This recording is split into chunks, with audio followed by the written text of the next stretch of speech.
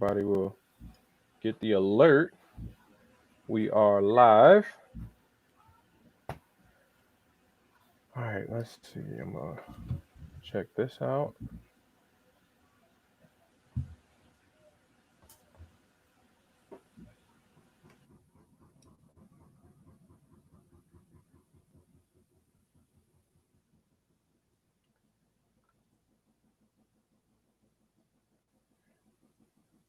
All right, and then real quick, let me I should have did this before I went live. Let me tell the kids to sit still.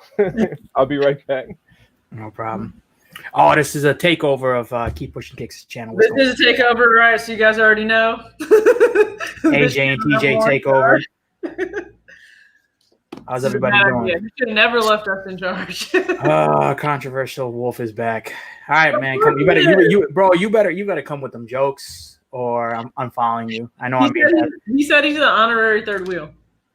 I mean, yeah, but like, yes, I mean, he hasn't made me laughing a little bit, so. Ooh, you hear that? Let's see what's everybody on.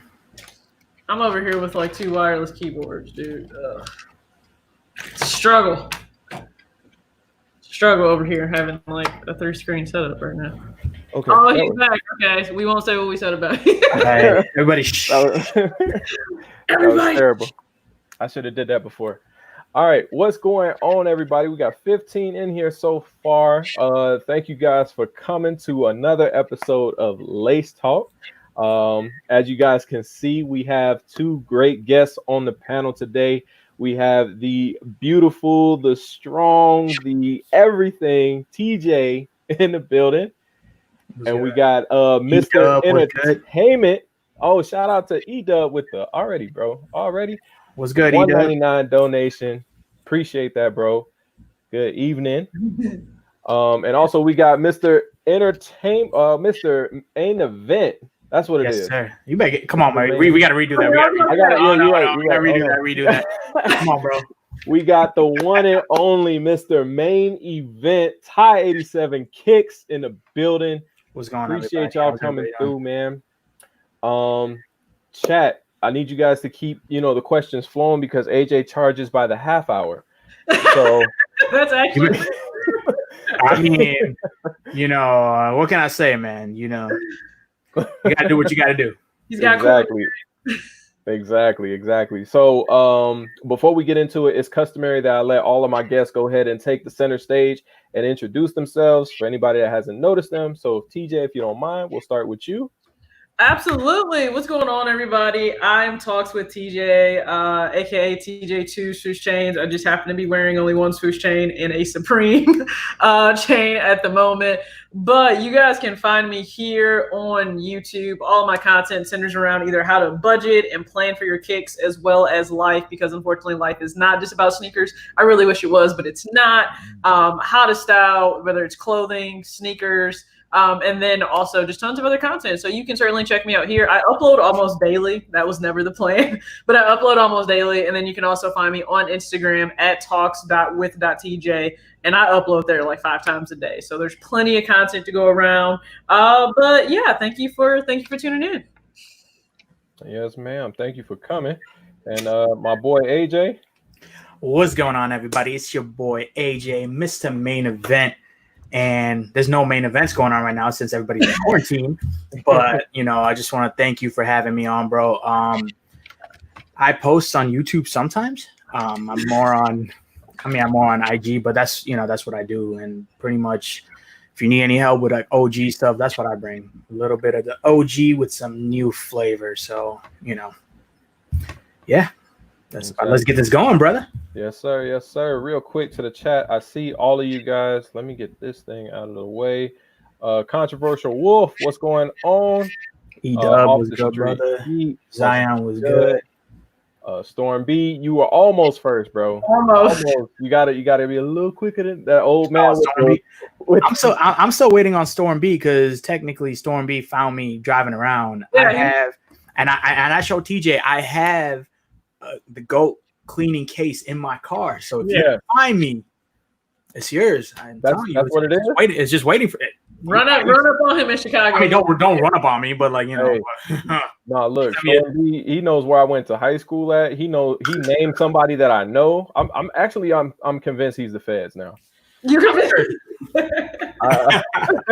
I'm convinced he's the feds now. What's going on, everybody? D Reeds, what's going on? What up? We got Jay in the building. Got some more people. My boy Amir was good. Amir, what up? Hey, Amir. Wolf said he got jokes coming today. Man, he's been saying that for the last 3 lives. Oh yeah, I'm still waiting, and I'm not laughing at any of them. So okay. Groove's team, what's up, bro? SK with the quick question: Infrared Air Max 90 coming this fall? Do y'all know anything about it? It wasn't this fall. It's supposed to be holiday season, so I think later, like November, December time, is when we're supposed to get them. Okay. That's if it doesn't get pushed back again. Push back. I you think it's being a Fire Black Friday release. Like if they do the Fire Red 5 and the Air Max 90 infrared, that would be nice. Let's get these likes up, guys. Come on. 19 likes. Let's get them up. Yeah, go ahead and hit that like button for me. I heard that helps a little bit. It definitely does. Let's see. Did I cop the space hippies? I did not. You got? No, I'm not repping. I'm not. I actually do have new Yankee stuff in my cart on Nike.com, but no, not today. I'm repping Valiant Pursuit. So Marcus and Kiana actually just had their baby girl this morning. Soulmates. So congrats to them. Congrats. Hopefully everything went smooth. Oh yeah, baby. How you doing? Well, good. Yeah, when both of my kids were born, I told my wife, I said, I don't know what the hype's about because I didn't feel a thing. Zion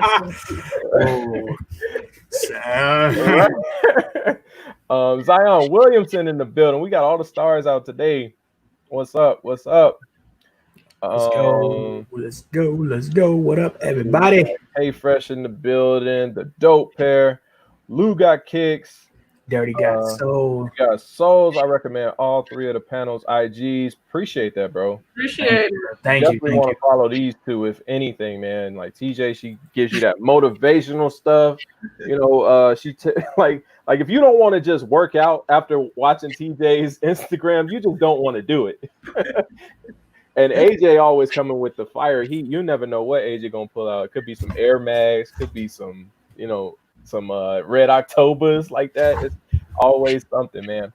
But hey, guys, basically today, on Lace Talk, it's usually not really structured or anything like that. And today's not really structured per se, but I did want to get these guys on here because I do respect them a lot when it comes to the business side of life. And when it comes to, self-promotion and building your own brand and everything like that. If you follow TJ, you already know she's going to tell you how to save your money and everything like that and making all the best financial moves possible. So yeah, today I wanted to make everything around business and everything like that, just in case some of you guys in the chat have YouTubes that you're trying to start up or small businesses. You just focused on being entrepreneurs. I think this is dope. And I think we got 2 great people to take advice from. Actually, I think Flight might be trying to come through. I texted him. He said he was still out in the street. Hey. But if that's the Flight Kit get in the building, he's a businessman first. And you don't want to know what's second. Sure. So yeah, I was gonna say he's always out and moving. Exactly. So chat, I have questions written down, and I'll ask them. And because these questions can get kind of deep, just go ahead and ask your questions in the chat if you have any. And then, it's okay if you want to spam your questions so that I can see it because I expect the chat to be moving. But yeah, so I'll start it off with the first question. And this is to both of you individually. I just want to know where you guys got started at. I know AJ, Mr. Main Event, you do a lot of hosting and everything like that, bro. And TJ, you're all about business and financing and is accounting. Would I be correct in saying that as well? It's more so just like budgeting or just money management 101. Just the basic structure of things they didn't teach us in school. Okay. All right. So I want to know basically where you guys started at when you fell into the way that you're in right now. and like did like college or just your first real interest in what you're doing? Like, where did you guys start from? So for me, I've been in the whole like sneaker community, sneaker culture.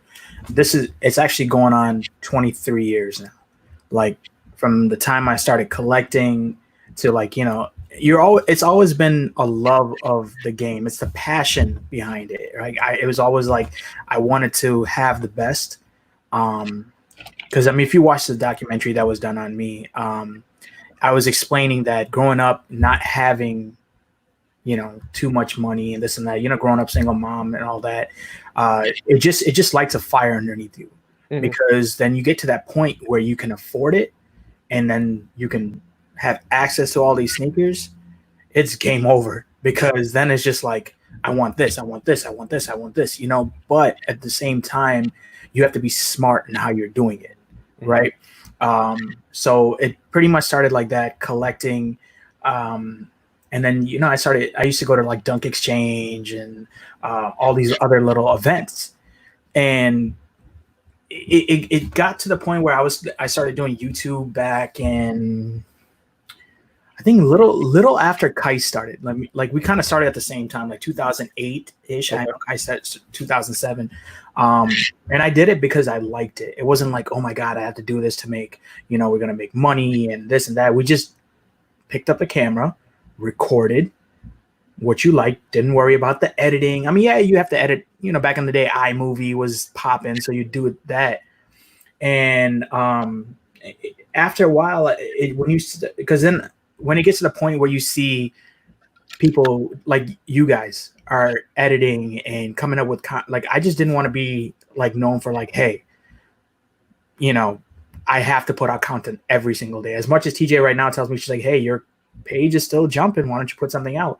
I try, but it's like, I don't want to be like, oh, I'm going to put a video out, 3 times, 4 times a week, because that's y'all's thing. My thing is IG, that's what I want to do. And then this whole hosting thing just came out like 2 years ago, man. I was actually, myself and the guys at Kicks were actually approached by SneakerCon. So they reached out to us.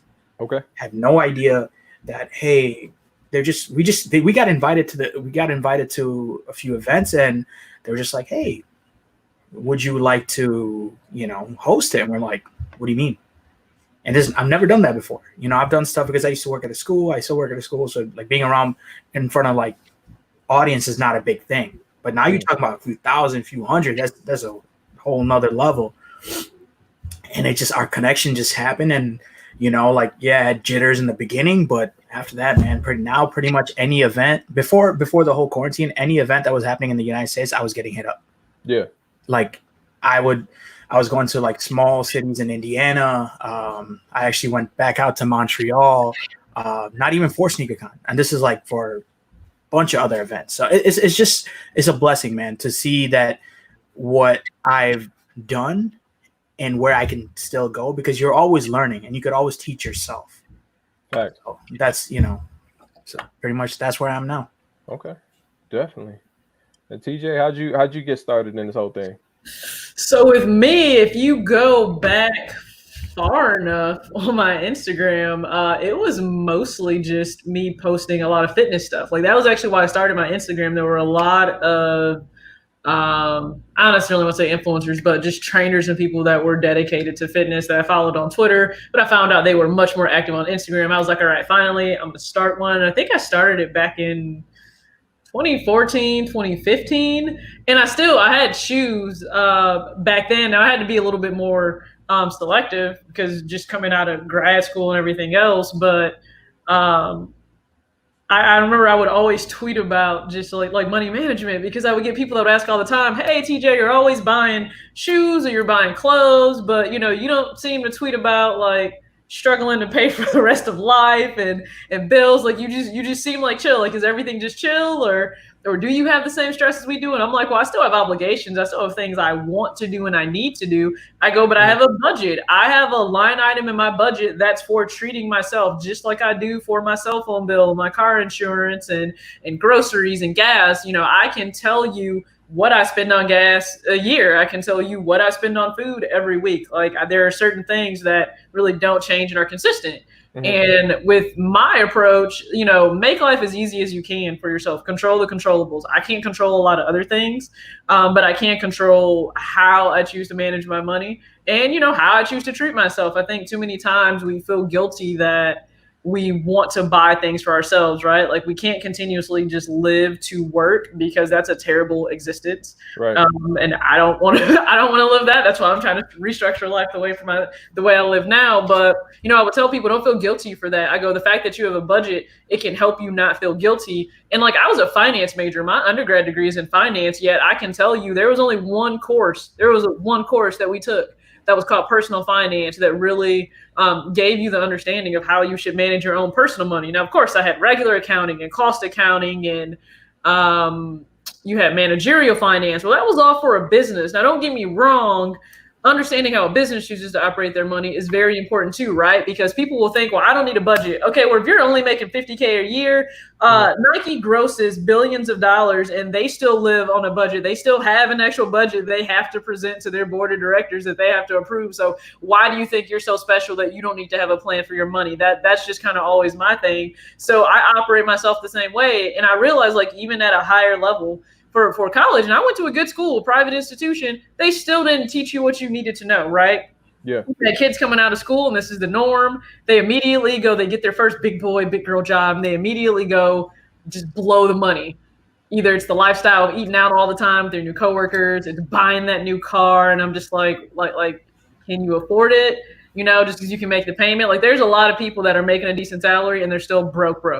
Like, they're stressing, right? There are people, you guys don't know, there are people that get up here and they buy sneakers every single week. Mm-hmm. And understand this, they're still getting up here and they may be stressing about how to pay rent, how to take care of emergencies. Like, I don't think there's a reason for that. Right. Because Christmas is the same time every year. Birthdays are the same time every year. Rent and mortgage is due the same day every single month. Plan ahead. If there's a time in which you have to cut back on certain things, cut back. And that's what I started doing on Twitter. I would have these long threads about how to manage money. And one of my good friends, Lexi, she's like, why don't you just write a book? And I go, no one's going to read a book. She's like, just write a short ebook. You never know. I was like, fine. So I wrote an ebook. I think it took me like 2 weeks to write it because it's pretty short. Okay.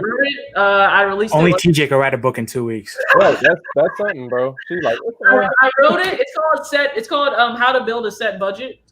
So SET stands for save, extra debt payments, and then treat yourself, because that is really how I budget my money. Okay. And I was like, hey, anybody who wants it, I made it free. I was like, there's no way that we should be charged for this because we should have been taught this in school. Yeah. So I was like, hey, it's free. And I think I've sent out well over 300 emails now for that ebook. And then, she was like, you should hop on YouTube. She's like, you're really comfortable with talking to people, because I used to be an admission counselor. So I would have to talk to hundreds of kids all the time, parents, sports, doesn't matter. I would have to do these 2-3 hour college fairs all the time. She's like, just go ahead. You should just start a channel. So I started my channel, and funny enough, MJO23 Dan featured me as a brand new creator on this channel for bringing something different to this space, and forever grateful to him for that.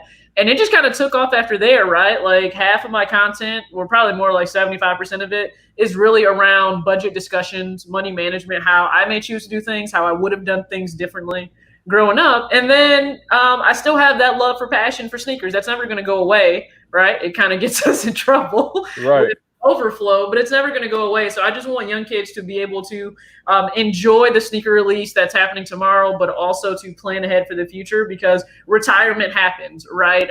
Life happens, and you need to make sure that you're taking care of that. And, the styling just kind of got added in. I don't think I'm some great master at styling things. It's just what I like, what I think is good together, and I'll throw it together. And I've had people say, well, are you styling for women? Are you styling for men? I'm just styling how I like to style. Right. It's probably definitely more of an androgynous style, which means men and women can play off of it. You can just change the proportions. You want tighter clothes, you want looser clothes. It's really just up to you.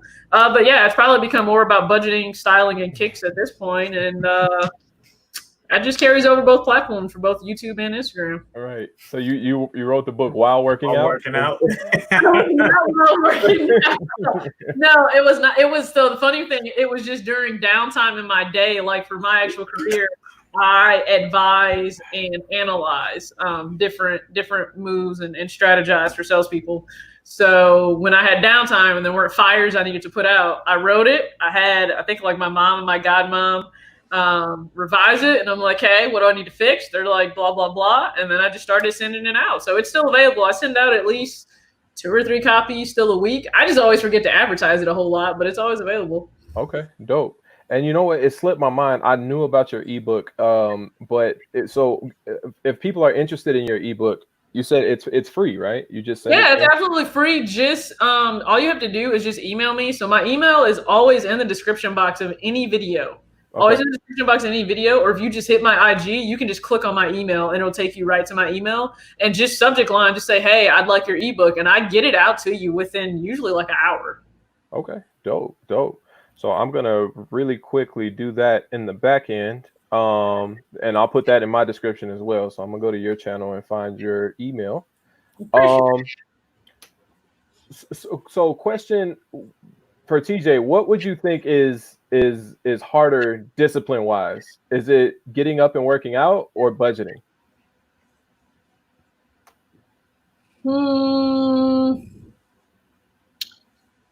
I'm probably honestly gonna say both. I mean, yeah, it's honestly gonna be both. So for me, the money management is probably easy because that discipline was already worked into my life, being fit. So prior to the pandemic and everything happening, my work days would start at 7:30 in the morning and go till about 4:30 in the afternoon. And then if I had to go assist and manage a kid's Foot Locker, I would have to go. So that would make my day like a longer day. Mm-hmm. But I'm used to getting up usually at 3 o'clock in the morning and working out at 4. And although I'm posting that sometimes on social media, understand that has to come from an internal motivation to want to have a certain lifestyle or to hit a certain goal. There's nobody that's waking me up to do that. There's nobody that's forcing me to do that. As an adult, you have to take that on yourself. And so that discipline it has to be there, knowing I owe myself whatever I feel I want to achieve. So the same thing goes for money. Like when you're an adult, that's the trap that we fall into. As soon as we are on our own and we get to make our own money, we're in total control of how it's spent. That's where the danger comes in, because you can do anything you want to. Then you have to ask yourself, well, should I do everything that I want to? And that's where that discipline comes in, to tell yourself no, right? Like delayed gratification is a real thing that none of us like. Just like it takes time for you to see the results you want to see in the gym. It's going to take time to hit certain financial goals, but you just have to be disciplined to do it. So I would say equally both. If you can master one, you can master the other one. Okay. Dope. Let's see. So you made some people pay for the book? No, I've never made anybody pay. The funny thing is, people are like, TJ, look who's asking that question. Oh, yeah, I can see. He's never paid for anything. It's funny because, and I've thought about it, like, well, how much could I have made, right? Even if I chose to charge $2, I'm pretty sure I could have made like $600 by now, but that wasn't the point. We're in school, and like I had higher level math classes before I switched to business. I originally went for engineering, and it was just far too boring. It wasn't entertaining at all. It didn't keep my attention, but I still liked the math aspect of it. And so to think that I'm learning calculus and Calc 2, awesome, sweet. Mm-hmm. Very annoying though when you get to the upper levels. But what does that have to do with like actual life? Right. What does that have to do with building a sustainable life for myself? Because that's what education should be about, right? You're educating somebody to be better, to be proficient, and that's not what it was at all. So I don't feel like I should charge somebody for what should have been in everybody's curriculum from the start. Okay.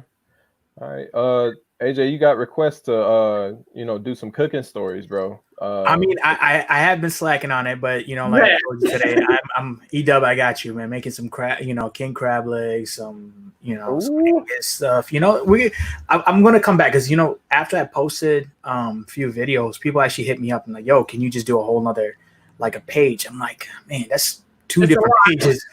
So I was like, you know what I'm gonna do is I'll just make a highlight. It was so much easier, this way I don't have to worry about, but that's another thing when you do stuff like that, it could also take away interest of what people have been following you for. There's very it's very, you have to be careful because not everybody is into sneakers. Not everybody's into cooking. Not everybody's into like the whole lifestyle.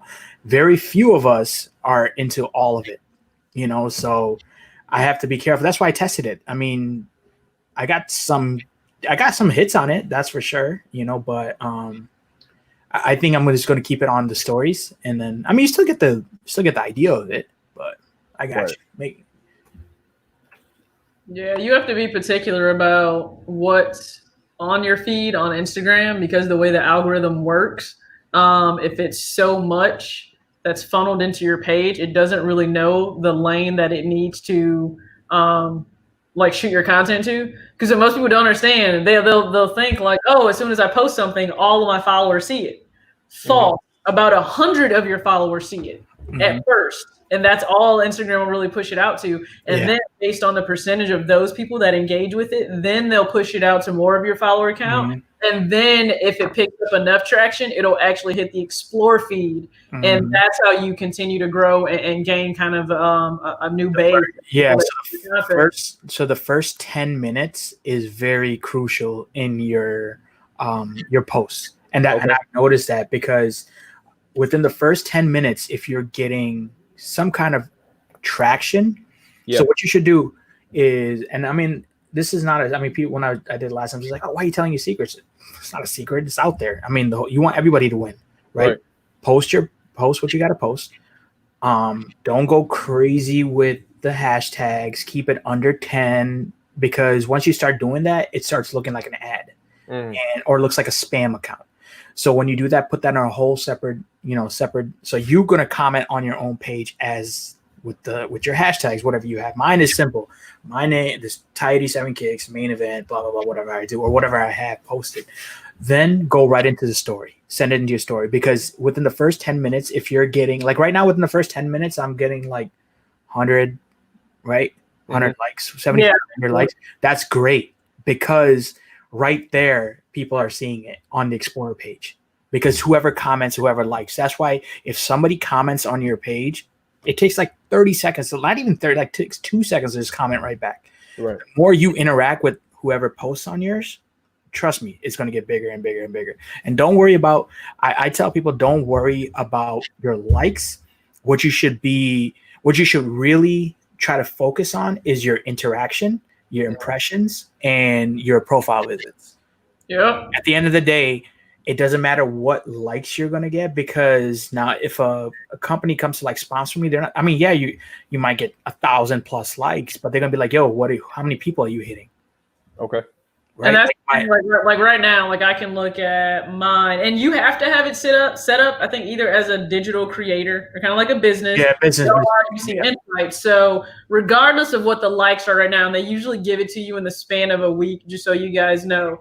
So like for accounts reach, just for right now, and it's been a down week, I will definitely say that. It's at 34,538, but my impressions are at 254,000. So staying consistently up there in the hundreds of thousands, that's what helps you. I can also see 4 more people tap the email button, right? So that means people reach out, hey, can I get your ebook? So you want the engagement. That's really what you want, right? You want people holding conversations, connecting with you, and that's what ends up mattering. Not just, oh, I can get a lot of likes on it, because there are a lot of people that may scroll through an Explore feed and like, but if they never actually engage back, it doesn't matter in the end.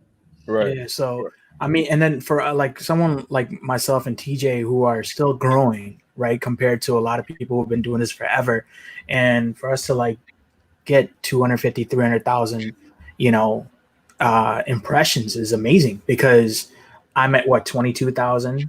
TJ, what you had, like you're 10.3K. Look at her, 10.3K, and she's at 250. Like it means crazy. Like, so the reason that is happening is because if you go through Explorer, you'll see TJ on every other like seriously. I send her screenshots. I'm like, oh, there you are again. I'm like, I might as well just look at your feed.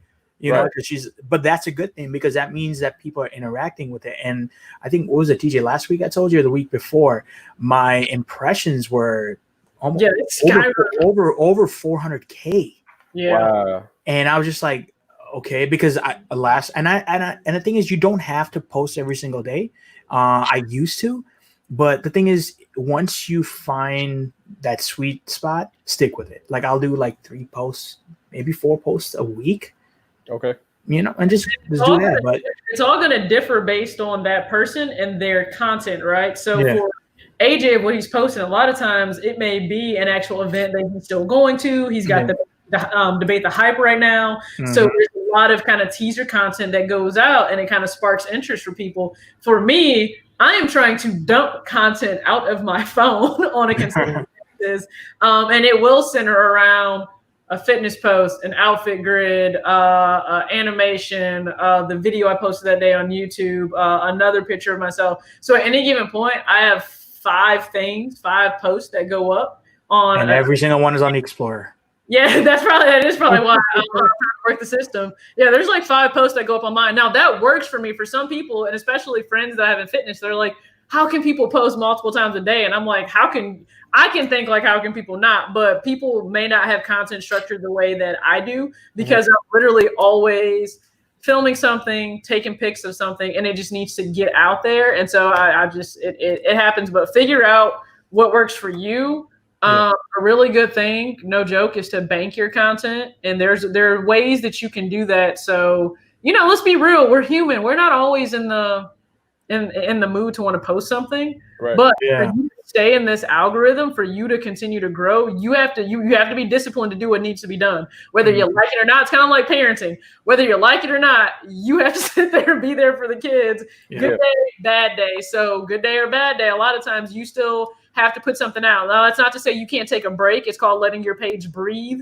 There are times where you let your page breathe. You don't post anything for a day. You don't put anything in your stories for a day. That can don't let that go more than 2 or 3 days. No. Like if you let it go for a day, let it go for just a day. Yeah. I mean, one thing. So follow different types of pages. Like one page I follow. Hey Dominic on here. Divinage, it was good. Tons of Instagram content. Like his whole job is to help people with Instagram, and he'll tell you like people that want to get in these engagement groups. You share all my stuff, I'll share all your stuff. Be careful of that because you can get shadow banned by Instagram for that. That algorithm can easily pick up on the fact that if you're in an engagement group, so don't do that. Yeah. I understand the organic way is a little bit more difficult, but that's the way it's the best way to do it. Yeah, I mean, people always talk about. And me and TJ talk about this all the time. People hit us up nonstop. Hey, would you like to promote your I'm like, it's like one of those, you think about it like, okay, yeah, it's opening it up to, there's different type of promotion. Like now, if you say like, okay, somebody's putting you in like a giveaway, that's different. But that can also hurt you because you might they say, hey, you could gain 1,000, followers. But what's going to happen after that is over? All those 1,000 people are going to unfollow you. Right. And that's going to mess with your algorithm, right? Yeah. Another one is like now people say, hey, you could buy this, buy that. Instagram's not stupid.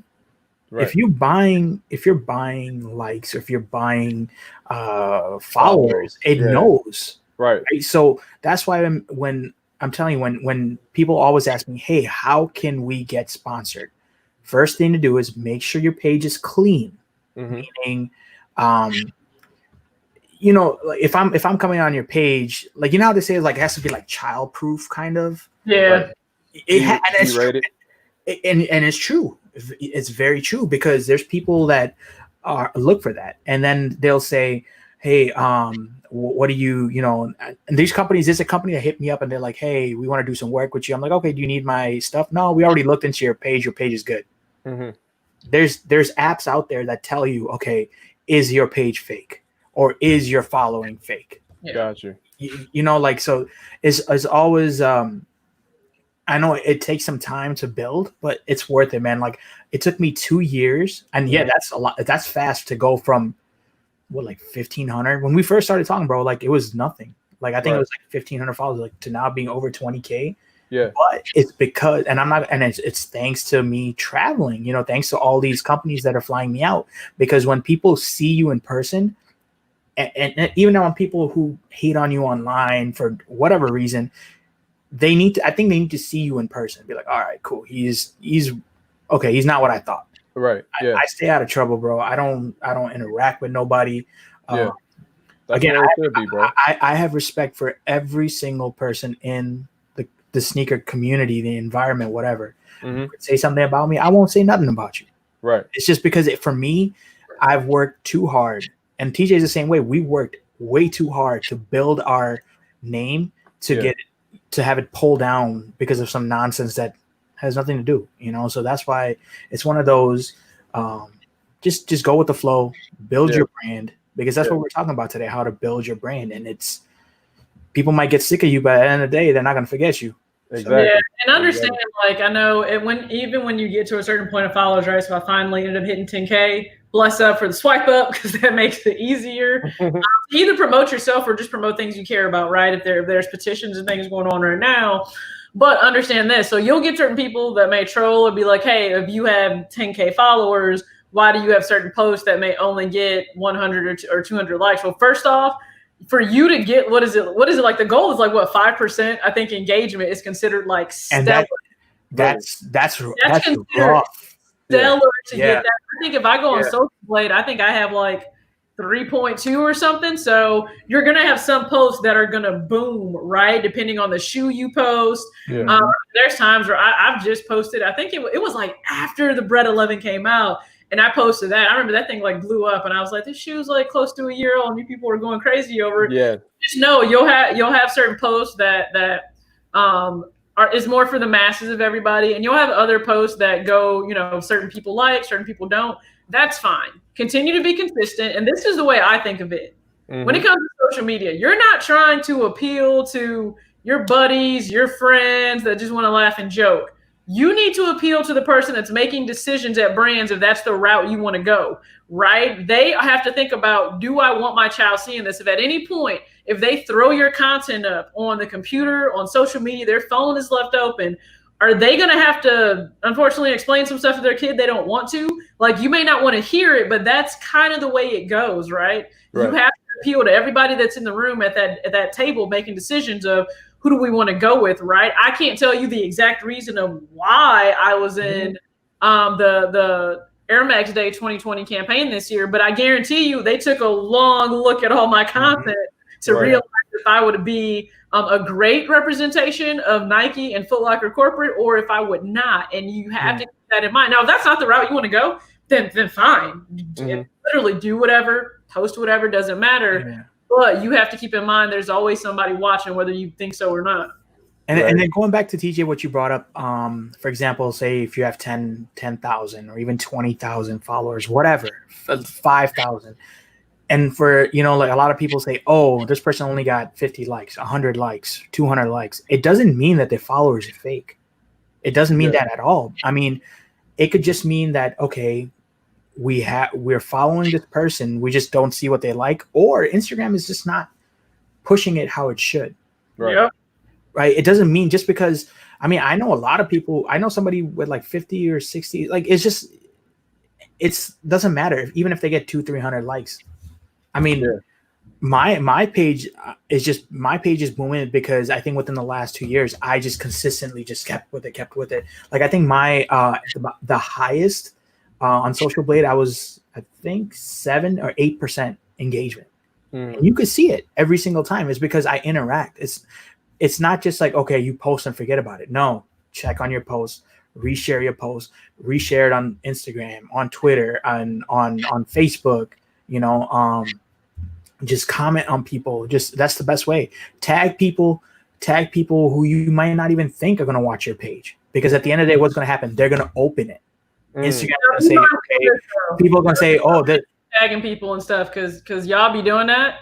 No, not like that. I'm talking about like if you're, for example, like when you're doing, don't tag like random people. Like if it has to do with that post. Like now, if you're gonna tag somebody, you'll tag somebody with Nike, like an athlete. I mean, you never know. They might see the story, or they might open your. 100%. You don't know. Like I'll never forget. I had I don't necessarily call their names, but they're two like random Nike execs that ended up following me, and I would listen. You get surprised because you don't know what will end up in someone's Explore feed and what they'll end up liking. Yeah. But yeah, put it out there. And here's another trick also sometimes when you are looking at the hashtags, because there's like the general hashtags that have like millions. You guys can see how many, impressions for that one.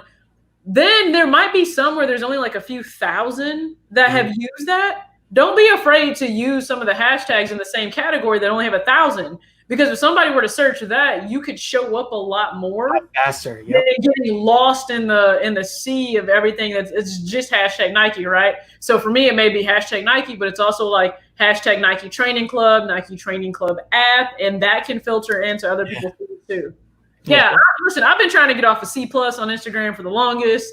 I'm at a C+, but I'm at 3.28% engagement as of right now.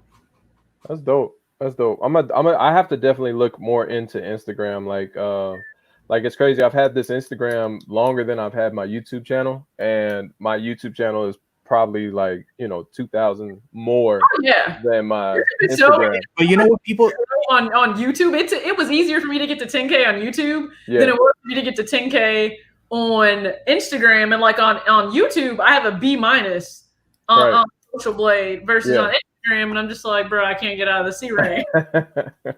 But you know what? Don't be afraid to use IG, because at the end of the day, there's IGTV that is being pushed. The whole thing behind Instagram, because Instagram almost got rid of IGTV.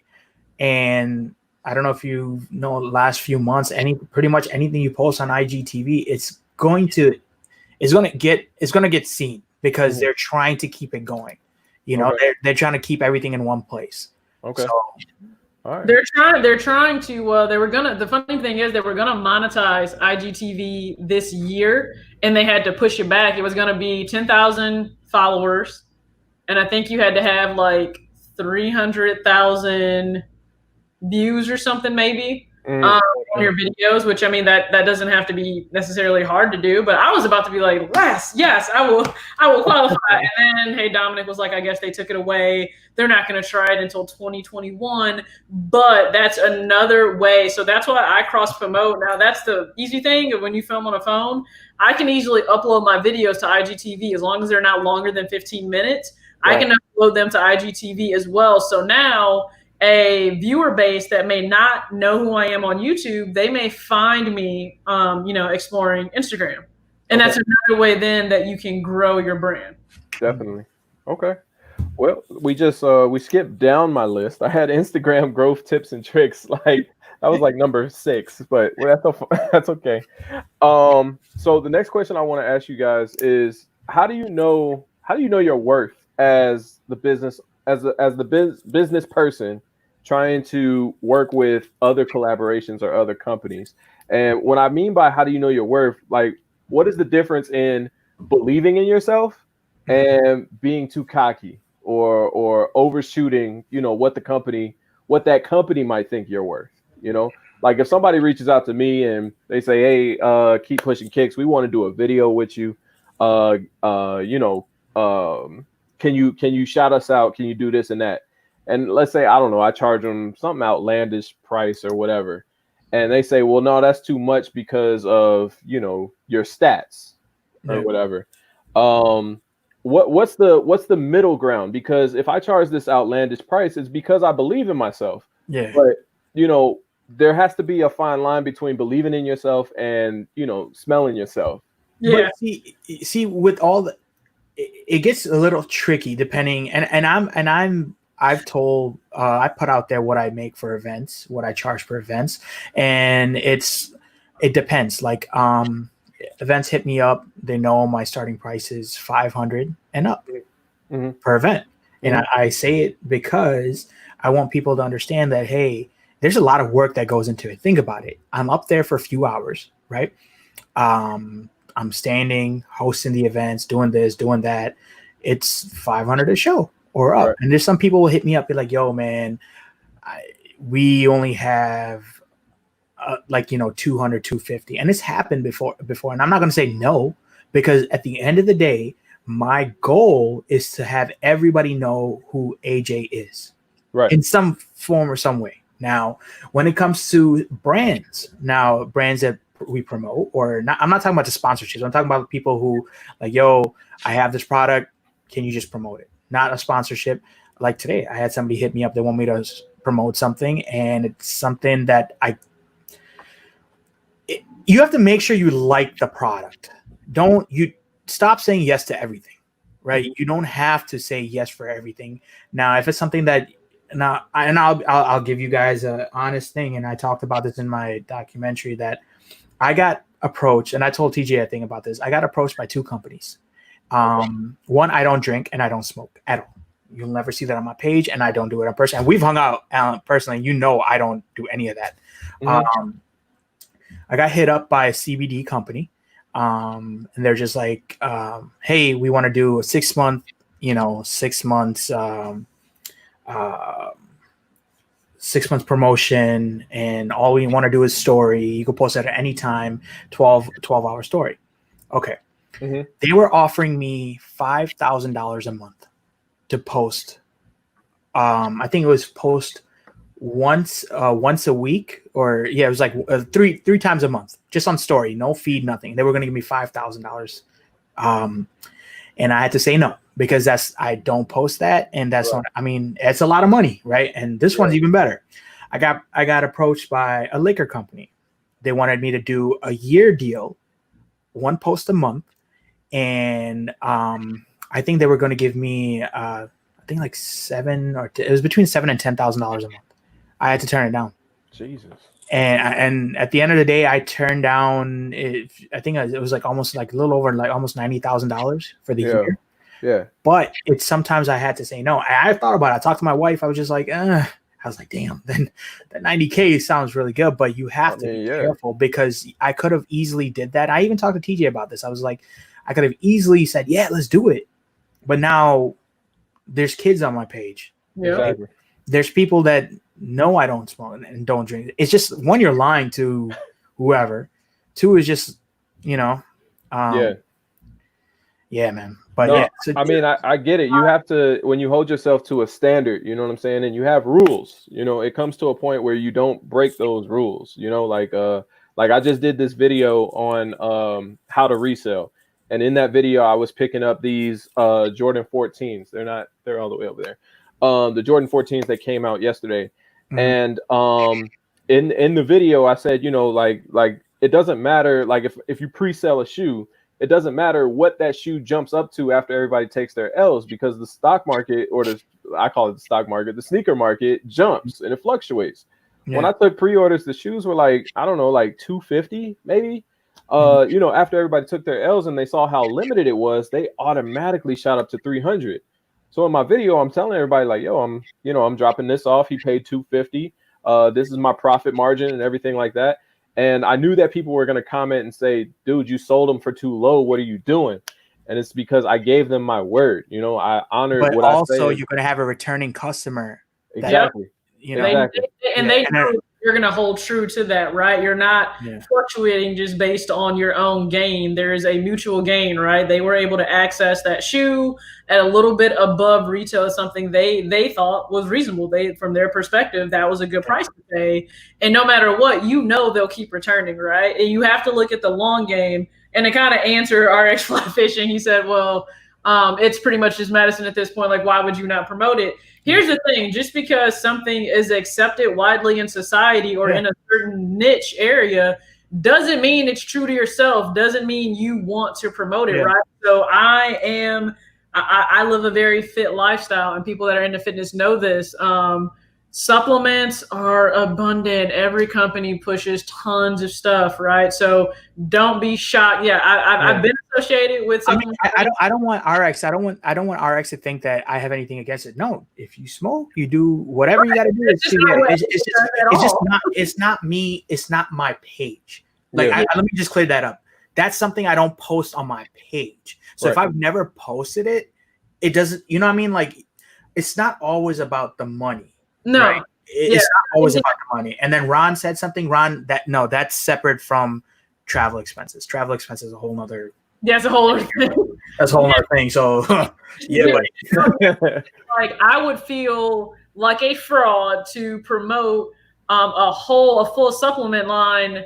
And just to let you know, I only take three types of supplements. That's it. So why would I sit here and promote tons of different stuff when I would face to face tell you with no cut card, just get off your butt and be consistent in the gym and stop eating like trash. That's what I'm going to tell you. That's what gets you to where you need to go, not tons of supplements just because somebody would pay me a hefty amount to push everything. That's just not true, right? And at the end of the day, it needs to be true. So like for me, based on a lot of different clothing brands, they will hit AJ up, they will hit me up. If it's not something I would genuinely want to spend my money on, I'm not going to promote it, right? Yeah. To go along with what I genuinely like and my style. And you will have to draw the line at a certain point. Now, when it comes to knowing your worth, I think you do kind of have to gauge let's go, Tops. Where you've been and what you've shown and what you've proven. So you keeping track of engagement based on what you're promoting, that's a really good thing to do, right? So for me, I can look and see now, okay, if I bought something and I put your link in my story, well, I can look at the analytics and see how much traffic I funneled to your page based on me just sharing it, right? If I review it and I got 20 comments saying just bought X, just bought Y because of you, I can see that. Yeah. Like I've done a shoe review as I'm reviewing the shoe and premiering the video. I had 2 people during that say, hey, I just went on Nike.com and bought this shoe. Thanks. Thanks for funneling, pushing me to that direction. So right. I have now where I know I kind of have a general idea of how much I can generate. And the way it can work for me, and I'll just put this out there, for smaller brands that want to come to me, I understand now, listen, I am a one-woman show. Mm-hmm. So everything you see, people will ask like, oh, what camera do you use and editing and all this? Do you have an extra person? No, I have me, myself, and I. And the time that I have to make in between my career and my life to do everything. So that means I'm not going to sell myself short, right? Just as you would pay a marketing team to go do something, you either have 1 or 2 choices. You can do it yourself or you can pay me the actual value. And if you don't see the value in it, I don't take offense to it. It's business. It's not personal. Right. But treat me as if it's charity because I can go down to the animal shelter and go volunteer my time there. Not just posting stuff because you may want it done. So know about how much traffic you do generate. And then if you have the ability to see maybe how many sales you've generated from somebody, just keep hold of that. Mm-hmm. And if they approach you, you can say, hey, because AJ and I will do this. We'll share some stuff in the stories because that's fine. But for me, if brands have an expectation now of a full video unboxing with B-roll, with animation, with flat lay posts, with outfit grids, with me modeling it. Yeah, there's a rate that comes with that because that's a lot of my time that I could be doing other things for my channel. Yeah. And there are some brands and some owners, they'll respect it and pay it up front without hesitation. There's some where I may buy an item because I'm just buying it on my own. I do all that I do for my channel and it goes out there. And then after that, if the company wants to work together further, awesome. We can discuss rates now. Mm-hmm. And we can move forward that way. If you don't want to, I don't take offense to it, but understand the promotion then stops. Right. Yeah. At that point, I am not, again, it becomes a business, not a charity. You have to know that your time is worth something. Otherwise, you will run yourself ragged into the ground and absolutely make nothing. So when you first start out, you're going to have to be reasonable, right? You can't go asking the actual rate that AJ is going to get for hosting a full day event. You can't do that, right? But understanding if you want to start out with $50 for video and content on Instagram, then I think that's a decent starting ground. To understand, you're going to get some brands that pay it, some brands that don't. But once you've proven you can actually influence people, you do need to move to requesting that. Otherwise, you'll just be doing this for free forever. Yeah, exactly. Actually, I mean, I don't know if RX heard what I said in the beginning. I know he's a little upset. He said it's not about the whole smoking. I was approached by for the smoking part of it. I know CBDs, oils, and all that. I'm just saying I don't promote any kind of smoking. It doesn't mean just that. I don't smoke. Not any of that. So I just want to clear that up before there's no need for people to go crazy in the chats. And thank you for everybody who's supporting. I mean, the thing at the end of the day is what you post is what you represent. Yeah, and that's your brand is what you are. Yeah. Right. So if I don't see it, I'm not going to post it. Doesn't matter if it's 100,000, 200,000. I mean, okay, now if it's 200,000, that's a little different. You know, we might have to make a whole nother page. Okay, right. So you're saying that. Here's the thing. So most people have probably heard of Bang Energy, right? Yeah. Okay, so the long running joke in fitness is how long before you sell out, right? Like what's the sellout line that you have? Because Bang will provide salaries to their influencers or athletes that are on contract well over $500,000 a year. Yeah, I got Keep that in mind, $500,000 and plus. There's one girl, she did a video like not too long ago. She turned down a contract for like $1 million Storm B, because she understood what she was associating with, right? And you guys can go do the research of the owner. Cringe is not the word for his behavior. And it's just not the word, right? It's like things you don't want to sit there and explain to your kids, especially if you have daughters. So you have to draw a line, right? Would that money have changed that young girl's life? Of course it would. That would change a lot of people's lives, right? Because I'd have that stuff invested and be good. I wouldn't even have to work anymore. Right. But that monster hit different stuff. Even if it's an energy drink and you drink it, do you still want to be associated with it? Yeah. Now for me, yes, Tops. If Monster wants to hit me up, your girl is available. Why?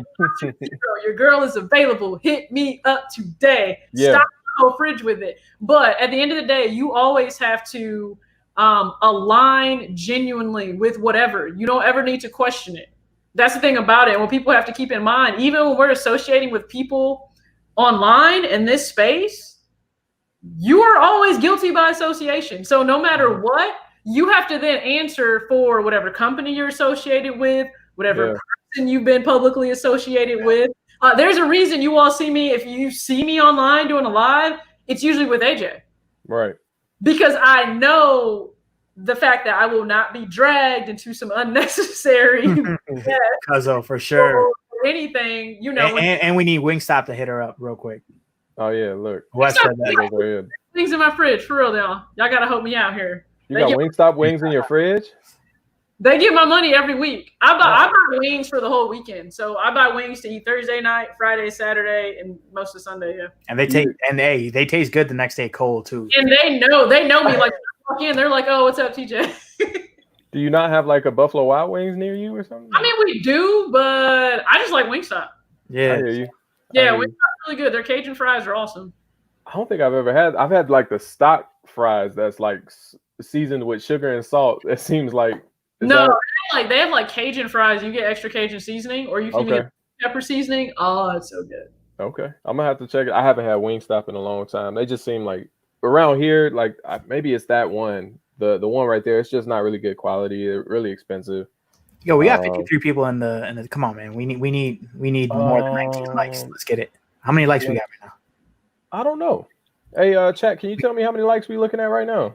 Kim Strong, yeah. If you get palpitations from the monster, don't do it again. You have to figure out what works for you. That is a lot of caffeine. Now, I simply have a high 38. Okay. From pre-workout and more, so it's a little bit different of what I can handle and what I can't. Yeah. Okay. Let's get. If you haven't hit the like button, hit it, please. Please. Ooh, 51 likes. There we go. Oh, we have 51 likes. Good job, guys. Good job. This man said good job like he's talking to kids. Good job, guys. Right. No, I didn't expect that because he just said 38. I'm like, okay, we're working on it. We got 54 likes. Let's go. Okay, dope. You guys keep on killing it, man. All right. So the next question is, when do you take your business serious enough to go ahead and get an LLC? Like, should you be established first and, like have, your clientele and everything like that? Or do you just go all in because this is what you want to do and you just go ahead and lock down everything that you want to lock down and get totally 100% official and get trademarked and all that stuff? I would personally, because we have a bunch of other businesses. This is like Instagram and traveling is not the only thing myself and my brother do. You should have a company regardless. It doesn't have to be like my company is not called Tai87Kicks, right? But Tai is our enterprise. That's what our LLC is, right? Because under that you can have multiple businesses. One that helps you if you're buying a car or you're leasing a car, or if you want to have cell phones underneath it, is under a business is always better. They give you better deals. Then later on, now that I have Tai87Kicks, of course, that is umbrellaed underneath the company. Now we have the whole Mr. Main Event thing going on. That is also umbrellaed. I don't own the rights to it, but that's like a nickname. But I do own rights to Tai87Kicks and Tai Kicks. So the more umbrellas you have underneath, it's always better for you, because you never know what. Okay, maybe this Tai87Kicks lasts maybe another 2 years. Right. What up, Go Easy? But Go now Easy. at least for those 2 years, I know I'm good. Right. Yeah. It's protected. You're protected by a bunch of laws and all that stuff. So I would do it. I mean, when you start, and it honestly, I think it starts at $200. Just LLC or thing, it's like $200. If get yourself a nice, good lawyer, and then. But if you also need help with that, just inbox me. I can connect you with some of our lawyers and stuff. But of course, you have to be in Illinois and whatnot. So. Okay. Yeah, you can. Yeah, you go down and you file it, and I'm personally. So if anybody is curious, mine is being held off for other personal reasons. I'm trying to finesse a lot of stuff behind the scenes, but I would say do it. Like he said, regardless, but I think you need to ask yourself before you start, right? And I did a video on this. What's your end game? What is your end game when you choose to get into this creative space? And we'll just use sneakers because we're all here for that. Is it because you simply want to be out there? You want to build these connections with people that support you and have a love for kicks? Are you trying to appeal to brands and get lucrative brand deals? Are you trying to take this beyond whatever it is on YouTube or social media? I think you need to have a clear vision of that, because that will determine if you would need one, I think, or if you wouldn't. Now, it's a good idea to have it, because worst comes to worst, you just have a business license that's filed down at the county. There's nothing wrong with that, but I think you need to know where you want to go with it. And from there, you can understand it, right? Because some of the friends that I associate with, like there's always pressure to operate a certain way. Now, that's because one of them, she's an amazing friend of mine. She does global branding, like on a huge level. She is an ambassador for the U.S. and a lot of different things. So, she's always letting me know this is where you need to be to take it seriously, in terms of a website and different things like that. Now, for me, just talking on YouTube, this isn't the end game for me. I would love to go back and speak with high school seniors, incoming freshmen for college, and then graduating seniors about having that bigger picture in mind of how to manage their money, how to manage their life. Because once you go off to school, you're on your own. Yes, you have mom and dad probably supporting you still. Depending on how big of a school you go to in college, you have, the authorities that might look out for you, but they may not, right? If you're at a massive college, that's not always the case. I went to a smaller one. If I missed class twice, please understand my advisor knew, my basketball coach knew, like people knew, but that's not always going to be the case. You need to know how to operate as an adult. That's what I want to do, and be able to stand up. So talks with TJ, it can be talks with whatever. It can go bigger than that, and I can encompass all of that as one. But I think once you have a clear, have that clear vision, have that true talk with yourself. Am I just getting up here because I want people to go, oh my God, that's so dope, that's so fire? I mean, if that's it, then just stay on Instagram. You don't have to necessarily do YouTube. Right. Instagram, everybody to say that you're fire, right? Like if that's all you want to do, if you have a credit card, you can swipe your card, buy the shoes, post the shoes. Everybody's going to say, oh my God, you got them. And then that's it. Yeah. But if you're wanting to do more with it, then I think you need to sit down and say, okay, how far do I want to take it? Because then the business comes in. Do you want to pay for subscriptions, right? Like I have at least 5 subscriptions right now for the different editing platforms and Canva services and just a lot of different things.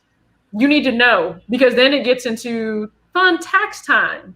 Right. Writing everything off. Okay. That's a different thing, right? If you're just doing this for fun, then fine. And if you're not making money from it at first, then you really can't write anything off either.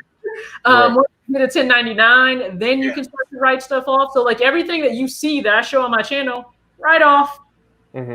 Some part of it is written off because it's shown on my channel. It's a part of the business itself of me getting paid from YouTube and from other sources. So that's where it comes in at. So when you want to do this for real as a stream of income, yeah, go ahead and get your LLC. Worst that can happen is a piece of paper you pay $200 for. You know, you pay Metro for it, and it's filed down with the state. Okay. So if you got those DRs, that would have been a big write-off for you. Yes, facts. Like now, so here's the thing that I did, and it just wasn't fun. So I didn't expect the channel to go where it went. Right, I got monetized. You make certain amounts. I had different streams of income. So you get your 1099. You get that from Google when it's time to file taxes, and so there's so much that you end up writing off. Right, like where you film. That part of that square footage is written off. Part of your electricity is written off. Part of your phone bill, part of your internet. That's all written off. Your travel expenses, like all of that goes into account.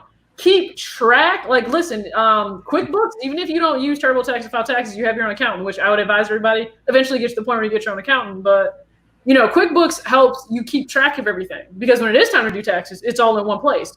So like right now, bless my heart, I bought a lot of stuff in 2 days of July. So it's all going to be, don't shake your head at me. It's all going to be logged in my phone in QuickBooks as an expense. So I don't forget about it. Last year, I didn't do that. So you know what I had to do? I had to go back and look at all of eBay and everything I spent. I had to go back and look at all of Foot Locker and Kids Foot Locker and Champs and everything of what I spent. It took me like 2-3 days to get everything together. Now it's going to be QuickBooks. Go. Everything's taken care of. So, it once you get that 1099, there's a lot more that goes into it. And we'll figure it out. So Cuzzo Clothing, shout out to Cuzzo Clothing. He said, I think you need proof of concept first before you throw a lot of money at it. Do you guys know what proof of concept is? Can you explain it to me? So having a full business plan of what you're gonna bring to everything. And I tell people this because they say they want to get started on YouTube, and I say, awesome. Lack of consistency will kill your channel quicker than anything. I've seen amazing creators get up here and I'll watch their videos, but then if I go to your page and it's like a year ago, 6 months ago, 3 months ago, okay, you're not consistent, so I'm not gonna invest my time if you're never gonna really upload. Again, that can be their personal preference. They only want to put a project out every few months. That's fine. But to grow in this where it's a real thing, right? Like, let's be honest, I think a lot of people do aspire to be Tony. They aspire to be Bull, where this is their main career. Okay, you have to treat it like an actual job. You have to consistently show up every single day. You can't just punch a clock once and then just walk off. You know, your lunch break is 5 hours long and we don't know where you went. So having the proof of concept, I'll tell people, if you can't come up with at least a video a week, 2 videos a week consistently for 2 months, rethink wanting to get up here and do this. If it's on YouTube, Instagram is probably a little bit different, and AJ can probably speak on that. But rethink it, because to get up here and to not have that full concept, that full blueprint of what you want to do, I would question how dedicated you are. I would question the full thought, right? So when you apply for a business loan at a credit union or a bank, they want to see a full perspective. What do you plan on doing? What's your 1-year plan? What's your 5-year plan? Do you know what cost of materials is going to be depending on if it's a product? Do you know the breakdown for services? What's going to be your overhead? If you don't know all of that, your business is set up to fail from the start. Same thing as a creator. If you don't know everything going into it, what are you investing up front? What's going to be the return on it? So many people come out here and they'll invest thousands in camera and equipment. And lights aren't that expensive, but tons of stuff. They'll put a lot of capital in up front. You haven't seen a dime from YouTube yet or a sponsor. Right. Now, I get you want to bet on yourself, but putting yourself in $1,000 hole up front, what if it doesn't work out? For so many, do you know how many start channels and it doesn't work out? And then they have to sell the equipment because it's done nothing. Right. So think about that. I would say the full layout of what you want to bring to your channel, how it's going to be unique, If you're gonna go with, you know, with logo and everything, have it fully thought out. So to me, when he says like the whole proof of concept, you need to have it fully thought out, all of it. Like for me, my content is planned out through July of 2021. Yeah. Let me pause you real quick. D Reeves with the $10 dono. Thank you so much. She said, collected a lot of gems today. Greatly appreciate it. I appreciate you. Thank you so much. Yeah, absolutely. I know she's on the scene, so you guys go subscribe to her. Exactly. She's putting out videos consistently. But yeah, for me, like AJ knows, I've told him, July is a hard month. Now, partly because I keep doing this to myself and I bought stuff, which means I have to rearrange my schedule because, again, half my content is not just about the newest pickups. I don't live by a release calendar for sneakers. I don't. I live by the discussion content I want to put on there, and then everything else that happens kind of has to work itself in. But like my concept is done. The months where I know I won't have shoes, that's fine. I still have content. And you take the ebbs and flows with your growth, but you have to know where you want to take it. I knew going into this, I'm not going to be the channel that booms all the time. I'm not paying for early sneakers. It's not happening. It's just not my lane. It's not what I want to do. I'm not the person that does all the mall vlogs, right? Like you have to be true to whatever it is you're doing, and you can't be swayed because the trend is to try something else. Don't go broke trying to follow the trend. I don't mean the trend of buying sneakers, but the trend of whatever it is to blow up in this space. I feel like she's personally talking to me. Right to you. She's like, I'm not buying early sneakers. She's like, bam. I'm like, oh my God. No, I think a lot of people do feel that. I walk around with a big ass camera at the mall. Right. It's interesting. I had a buddy say like, hey, well, somebody has once questioned like, was I genuinely into this because I love sneakers or because of, you know, just whatever, you know, to kind of be a face for brands. And I'm like, yeah, it's fine. I think I'm okay with being an anomaly because what I bring to this space isn't the norm. That's perfectly fine, but I'm super confident in it, right? I care more about the fact that I've had people comment on my videos, hey, I'll continue to watch your content, but because I've watched it, I've cut back on tons of shoes. I've paid off a credit card. I'm saving for a house. I'm finally investing in my 401k. I care more about that than you telling me my outfit's dope. Like, honestly. Exactly. Yeah. Shout out. Give me 1 second. Shout out to Louis V, man, for another $10 donation. I look forward to Lace Talk every time it comes up. Got my notebook out with all this knowledge being dropped. Shout out to KPK, TJ, and AJ. Appreciate it. I appreciate you, bro. Thank you for the $10. Thanks, brother. What I seen controversial. Wolf say, disclaimer, this stuff takes time. You're not going to be a YouTube god without time and effort. You can have all of this knowledge, but if you're not patient, it won't matter. Be humble and be patient. Like I say, you got to work hard, stay humble, and repeat that process over and over, and then you'll be, you know. There's a part 2. Also, don't be fake. Don't be trying to ball out on YouTube and IG. But forget people know you in real life. Be humble and be real. Yeah. There are so many that I guarantee you they just want to have something to present to you. And I mean that's the pressure, right? When you get into a niche creating that's based on consumerism, because let's be real, that's what we all do is based on consumerism. It's based on us spending money.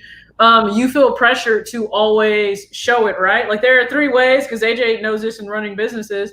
You know, there are usually 3 ways where you dominate a market. You're either first to market, you're super unique, or you have the best product or the best service. And sometimes it's about price too, but we're not offering products to people, so price isn't really a thing.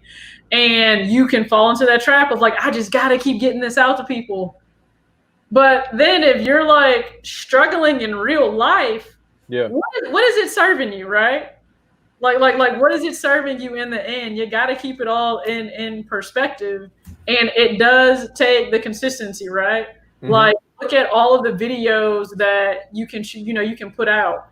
I put out, I think, close to 650 or a little over 650 videos in 2 years. Yeah. That's like 5 videos a week, so it's a lot. It takes time. Look at all the content, even for bigger creators. Now, for them, when you look at all the editing that goes into like Bull or Tony's content, you know, at that point, sometimes there are a lot of creators where they have editors on staff. they can continue to be the talent that pushes out the content. The editing can happen on the back end. But if not, I mean, they still have to be consistent, right? When you become successful, I think I read this, and I don't know the exact quote, but this was in something we got in a work email. When you become successful, you don't really learn what it is to be successful once you've hit that point. Because then you realize everything that you did, it damn near feels like peanuts compared to what you have to do to keep hitting new levels. Yeah, no, that's deep. Let me ask you how you guys feel about this, and I'm taking a quote from 2J's, JC. I watch a lot of those guys, like just from a business aspect, like the business mindset and everything like that is just it's a very interesting thing to me. So like I look at 2J's and I look at Big A Customs and Daniel Grand, and I look at AJ and I look at TJ and all these guys, but one thing that 2J said was that a lot of the big business meetings happen when normal people are asleep. Yeah, like a lot of the big business things happen when people are asleep. And Big A Customs told me that most people work for 8 hours and rest for 16, and he works for 16 and rests for 8. Yeah. Is that really, like, I guess it is. It's kind of common sense, but is it really the grind? You know what I'm saying? You can put in all this hard work, during regular hours. Yeah. But is it the blood, sweat, and tears after the fact that launches you, or is it just the face what you put in? Yeah. So you just look at it this way, right? When JC and All Talk, me and JC traveled together for a while, and I soaked up a lot of his like inspiration and knowledge. And I still text him to this day, be like, "Yo, bro, I have a question." He'll answer. And the thing with JC is he's been doing what, 5 years? Yeah, I think so. 5 years ago, this man was homeless. Yeah, that's crazy. In 5 years, he has not stopped working. He's just bought a Bentley, brand new Bentayga. So what he says is right. I mean, you can. I think even TJ said that grown-ups don't sleep past 8 o'clock or something like that. I think. Yeah, they don't. Like it's one of those. Yes, you have some days where you're just like, okay, your body's exhausted. You have to constantly network because you never know that one person you talk to where it can lead. Right. Now, if I'm sleeping at 9, 10 o'clock in the morning, right?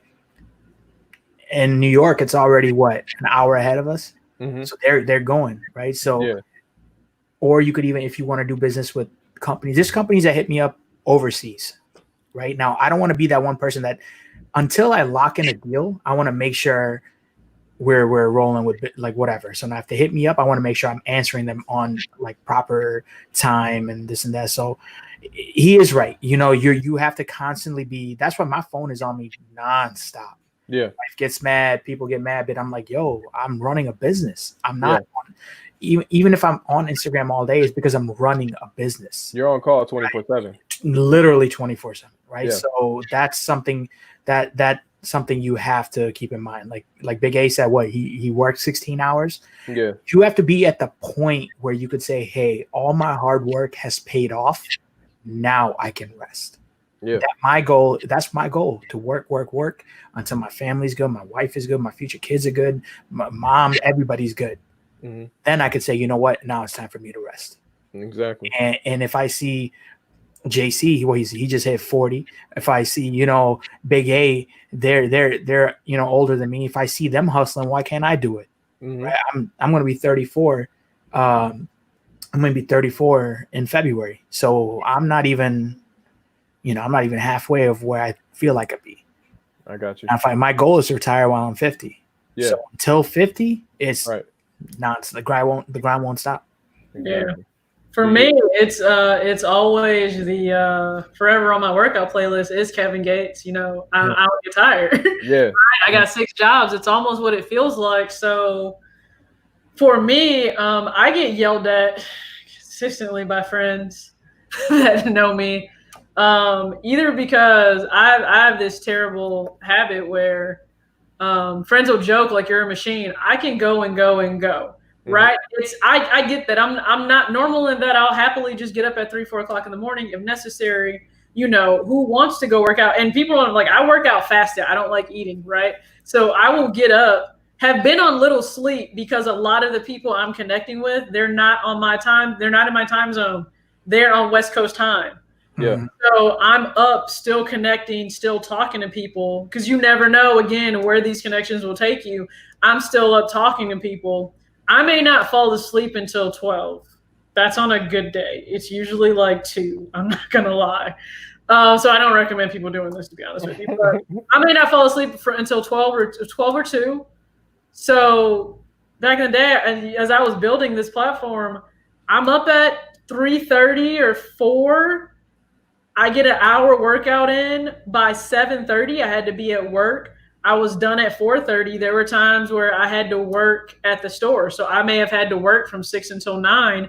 I come back. I then have to film a video, film just the commentary, just sitting here, get B-roll, edit B-roll, get outfit grid pics, figure out the time when I can do model pics if it's clothes or shoes. Then you shout out Monster. Have it all consistently.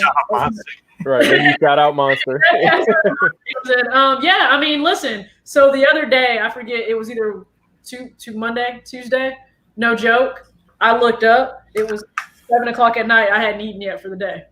And I'm not triggered by it. I don't have hunger pains. Like, I'm just going, because right now with the pandemic, I work from home. So I'm literally sitting here, putting out fires, analyzing, advising my salespeople. I'm then working on my own stuff. So it just becomes this constant flow. I'm always feeling like I need to be doing something. Yeah. So my days are always going. Like, I have to force myself to take my butt to sleep. I have to force myself to do that, because if I'm up, like, the summer is terrible for me because it's still light out. I feel like I should be filming. It's still light out. I feel like I should be capturing pictures. I feel like I should be doing something, connecting with somebody, viewing. I don't even I have Netflix. I barely watch it because I'm watching other people's content. Yeah. I'm looking at other people's editing, and I'm like, okay, how can I make this happen on a phone? Can I evolve what I'm doing? Like, you have to be willing to not have an off switch. Now, again, I say this reluctantly because I really don't want people to run themselves into the ground, right? You have to get to a point where you do find that balance. The worst thing you can do is not get sleep, not drink water, not take care of yourself, right?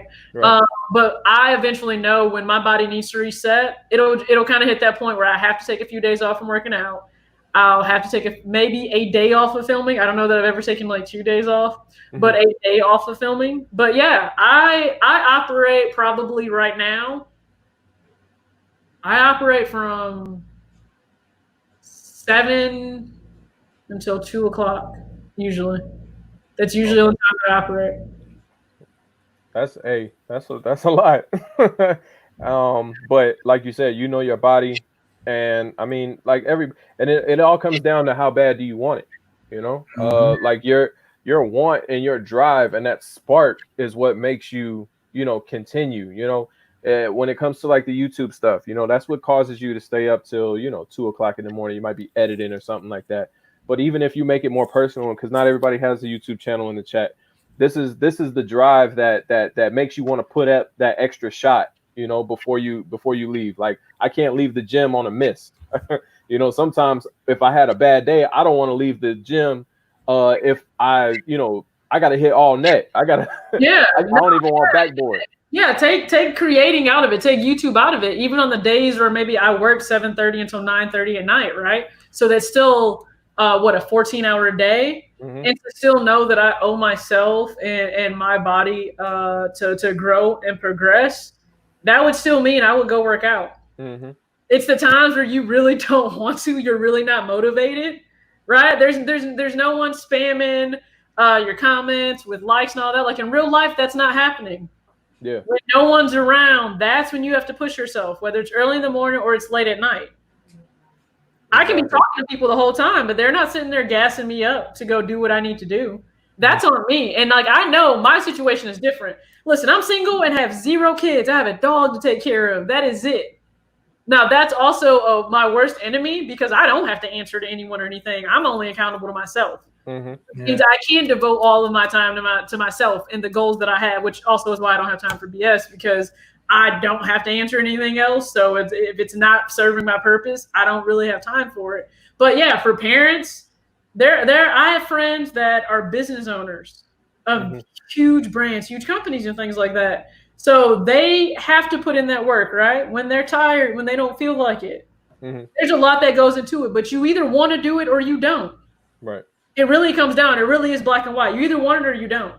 And I always remind myself, there's always somebody out there with less doing more than you're doing. Exactly.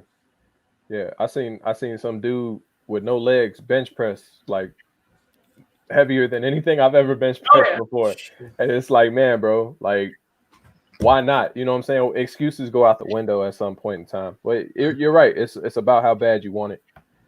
All right. So the next one that I have on the list is promos. Like when you're trying to get yourself exposed to a broader audience than, you know, like you can regularly reach. You know, like I get up here and I make this video and I reach the 4,000 people that have subscribed to me.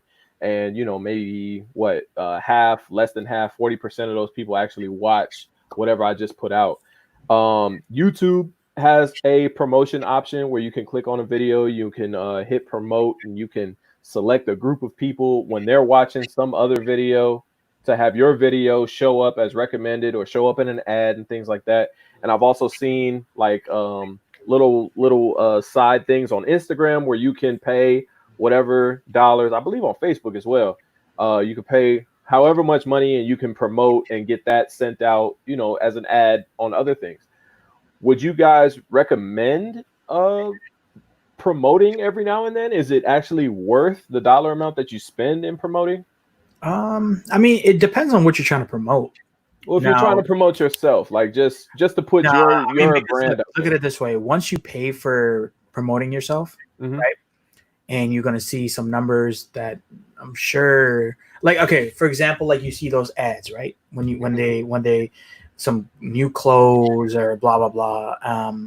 And you click on it, it'll say 10,000 likes, right? Now you click on their page and it goes back to like 200-300. Like me as a person, like if I own that, I'm like, man, if I just paid, like, I don't even know how much those promos go for, but I think it's like a few bucks or something, depending on what you want to do. Now, if I'm seeing numbers like 3,000, 4,000, 5,000 likes, that's what I'm going to want every single post, right? Because I don't want one post that's going to be up here and the rest are like just right. So it's better to work on that yourself, right? There's other ways to promote. You got a crew. Hey guys, if I'm posting something, you guys mind reposting it, or do you just share it? If you share it, somebody's going to see it. The more you share, that's why I said share it on Instagram, share it on Twitter, share it on Facebook, on those groups, the sneaker groups.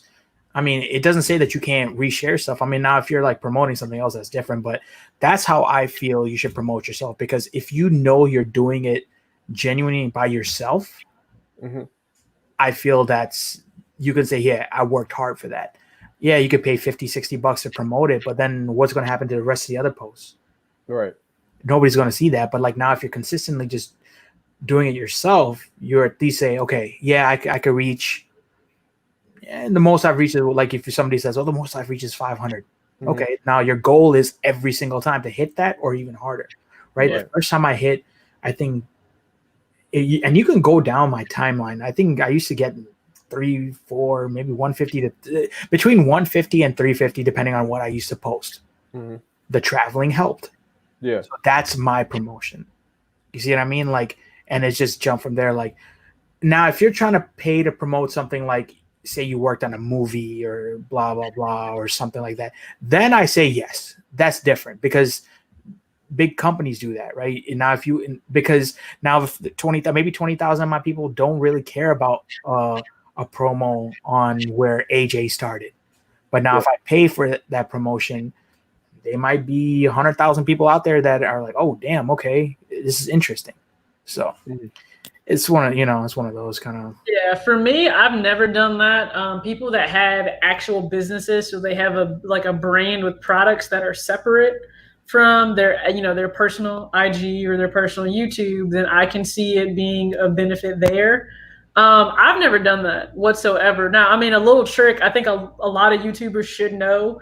But one thing you can do is like in your tags, you can tag other creators who you want people's, your videos to show up for, possibly, and recommend it, right? So if I am doing a video around a shoe that just came out, and let's say I choose to tag Sneaker Talk CA or something like that, or I think he dropped a CA. So Sneaker Talk, I choose to, tag him, or Fly with Johnny Ty if I'm doing streetwear. You can put those other creators in there, and there's a possibility based on the algorithm you'll show up. Yeah.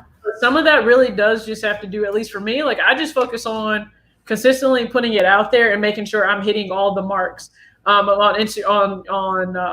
YouTube. So whether it's with the tags, YouTube Buddy is good for that. TubeBuddy is good for that because you can, you can actually see kind of where tags rank. Yeah. And you can go from there. I'd rather just do it that way.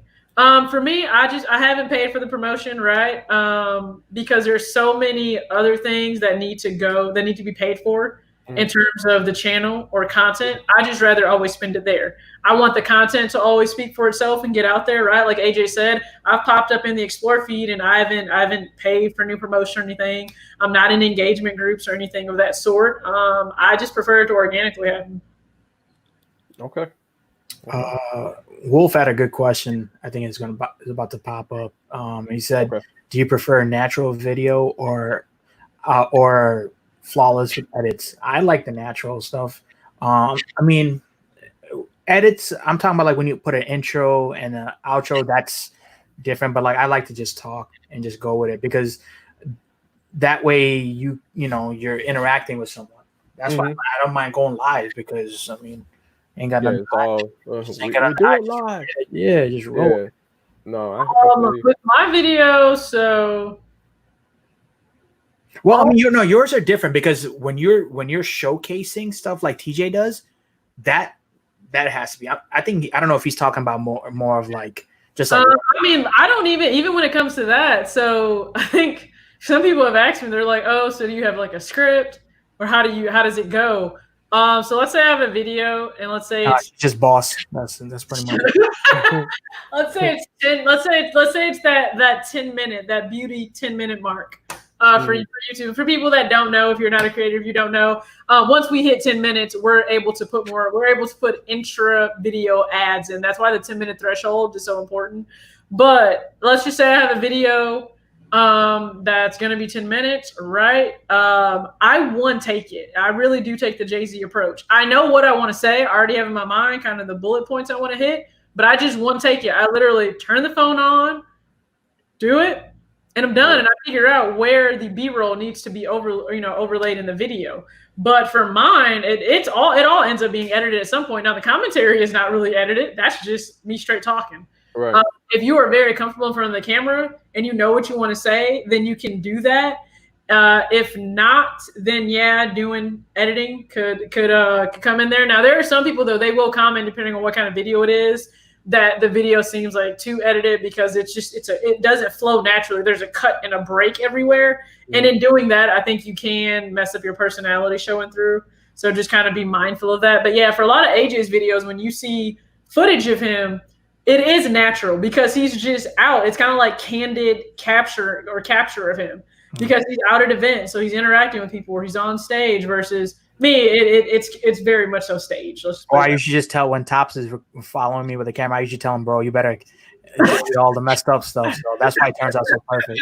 Right. Anytime I'm in Florida, man, Tops is honestly, man, he's such a great guy. This man shows me the hospitality. Like it's crazy. Like he'll walk with me like with a camera and this and that. Yeah. But, no, he does all the editing for me. Back when we're over there, but usually other than that, I just do everything's on Premiere. I'll address James F. He said the best thing to do is to get on everyone's channel as possible. That is the total opposite of what I do. I refuse to associate with any and everyone. Again, this goes back to the fact that whether you like it or not, perception is reality. You are held accountable by any and everything you are associated with online. So at no point as an adult in charge of myself do I want to then go around answering for what another adult may have said or done simply because I was featured or I was part of their channel. No. I think you need to understand this, right? Like think about it. You choosing to associate with everyone, that's honestly doing business with them. Do you think you should just do business with any and everyone in a niche or in a space or in a marketplace? No. So I won't. So if that is the approach some people would like to take, awesome. That is not the approach for me. It's not. I'll get hit up multiple times for different things. And listen, I have very little trust in most people. I'll just be very honest with you. I have very little trust in most people. Okay, that's from experience of being burned far too many times. So if I choose to go on a live with somebody or do something of that nature, like right now, it's because there's a trust there. Fortunately, once that's been broken, it's done. It's finished. It's over with. It's definitive. You hear that, Wolf? It's definitive for me because I now know what it is, and I refuse to make a mistake twice. So for some people, you can take that approach to just go on everyone's channel. It's not. It's why you won't find me in everybody's live chat. You won't find me on everybody's lives. You won't find me on everybody's videos. That's just my approach. Yeah. Mm-hmm. Yeah, no. I mean, so the with this Lace Talk thing, it's really just it is a way for me to get to know a lot of people, but it's also a way for everybody to get introduced to everybody. You know what I'm saying? Like people from my channel, if they haven't met AJ, if they haven't met TJ, I handpick the people that I want here, you know? And when I handpick these people, it's because I feel that they deserve to at least have my audience know about them, you know, or get the chance to experience them. So that's what I do here. And yeah, I'm still new to these YouTube streets and everything like that. So yeah, I mean, really, I'm solo dolo. I have my guys, you know, and now I have TJ, so I'm so excited about that. But I mean, yeah, man, no, I agree with her. You can't, for a lack of a better word, you can't hold yourself out. You know, you can't just be on everybody's, you know, channel all the time because YouTube can get complicated. I'll just leave it at that. Right. YouTube can get complicated with brands, right? So let's put it this way. Social media in general can get complicated. If I promote a brand or a product or service, right? And this isn't uncommon for this to happen, right? So if somebody knows that you're a creator, you get up here. They may treat you with like the you might get the white glove service, right? Everything is pristine for you. Service, time delivery, all of that. Now, let's say people have seen my content and they're like, oh, I want to go frequent this business now. If they then have a poor experience, guess who that comes back on? Right. I'm not on their payroll. I'm not employed by them. I get the DMs and the emails about the product, what wasn't up to par. It took forever for shipping. People weren't emailing me back. Customer service is terrible. And I'm looking as if a headache is created then for me, then that becomes like bad business. So again, you have to be careful. Now, these are some things you don't learn until after they've happened. Mm-hmm. Once you've come to that crossroad, you need to make a decision. You either keep associating and you know what could come with it, or you disassociate yourself. Mm-hmm. True. For me, I don't hold a lot of emotion to a lot of things. It's nothing to just stop, to be honest with you. And I think that's kind of how you have to operate. Like, remove emotion from things. Logically, does it make sense or not? That's how I deal with people and with business and with creating. If it doesn't make sense, take the emotion out of it and just either run with it or drop it. Yeah. James S said, YouTubers, I congratulate y'all. It seems to be a lot of work.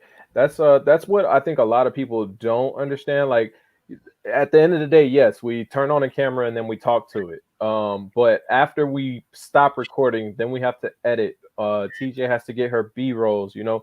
Before we even start, we have to make sure the lighting is right. We got to look at every, you know, aspect of the background and everything like that. And for guys like AJ, you know, he has to make sure when he's promoting these guys, he has to do the research. He doesn't misspeak in the middle of the event, you know, to misrepresent them in any type of way.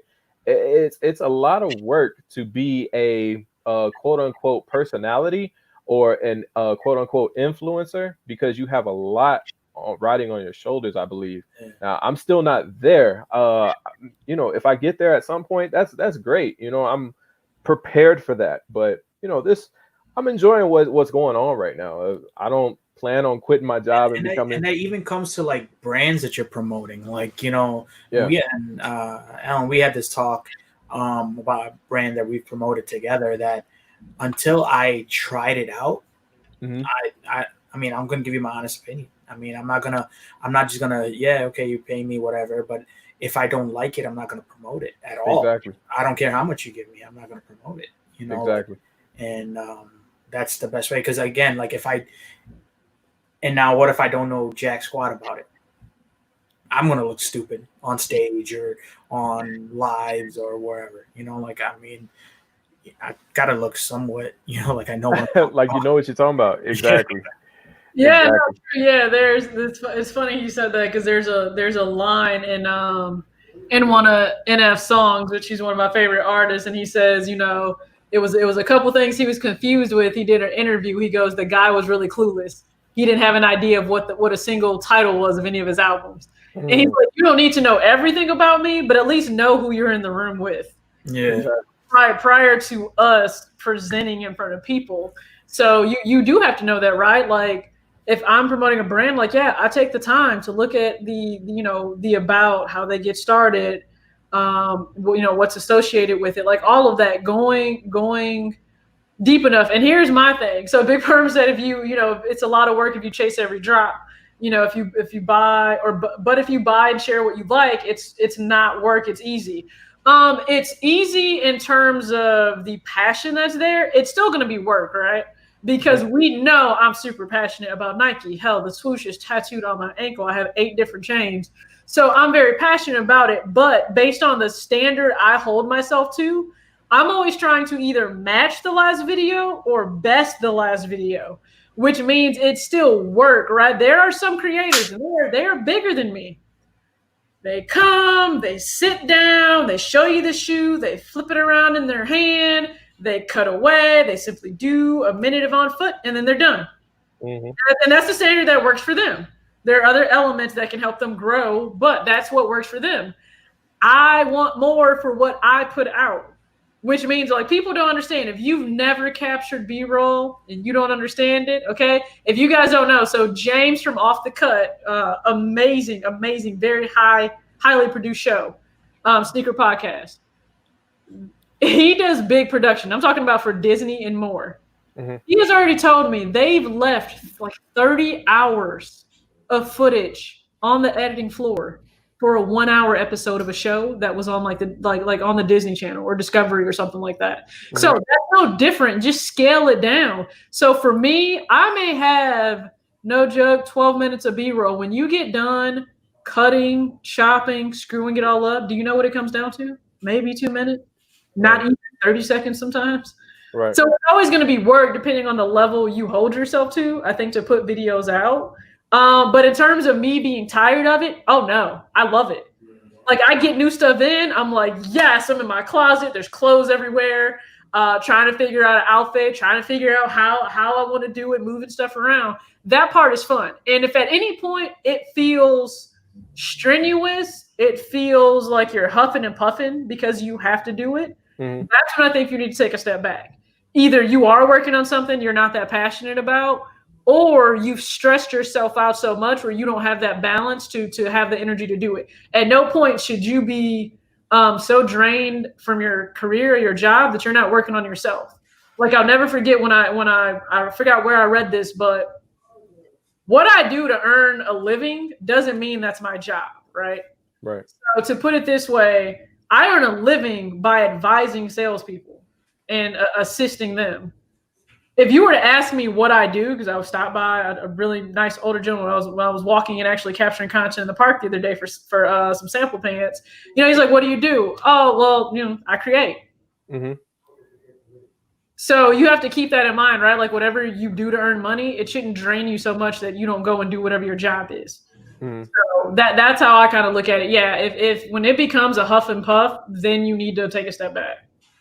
Okay. So somebody Yeah. This is actually the cardboard cutout behind me. Right. Did you supply them with the picture? Pretty much, man. Look at that.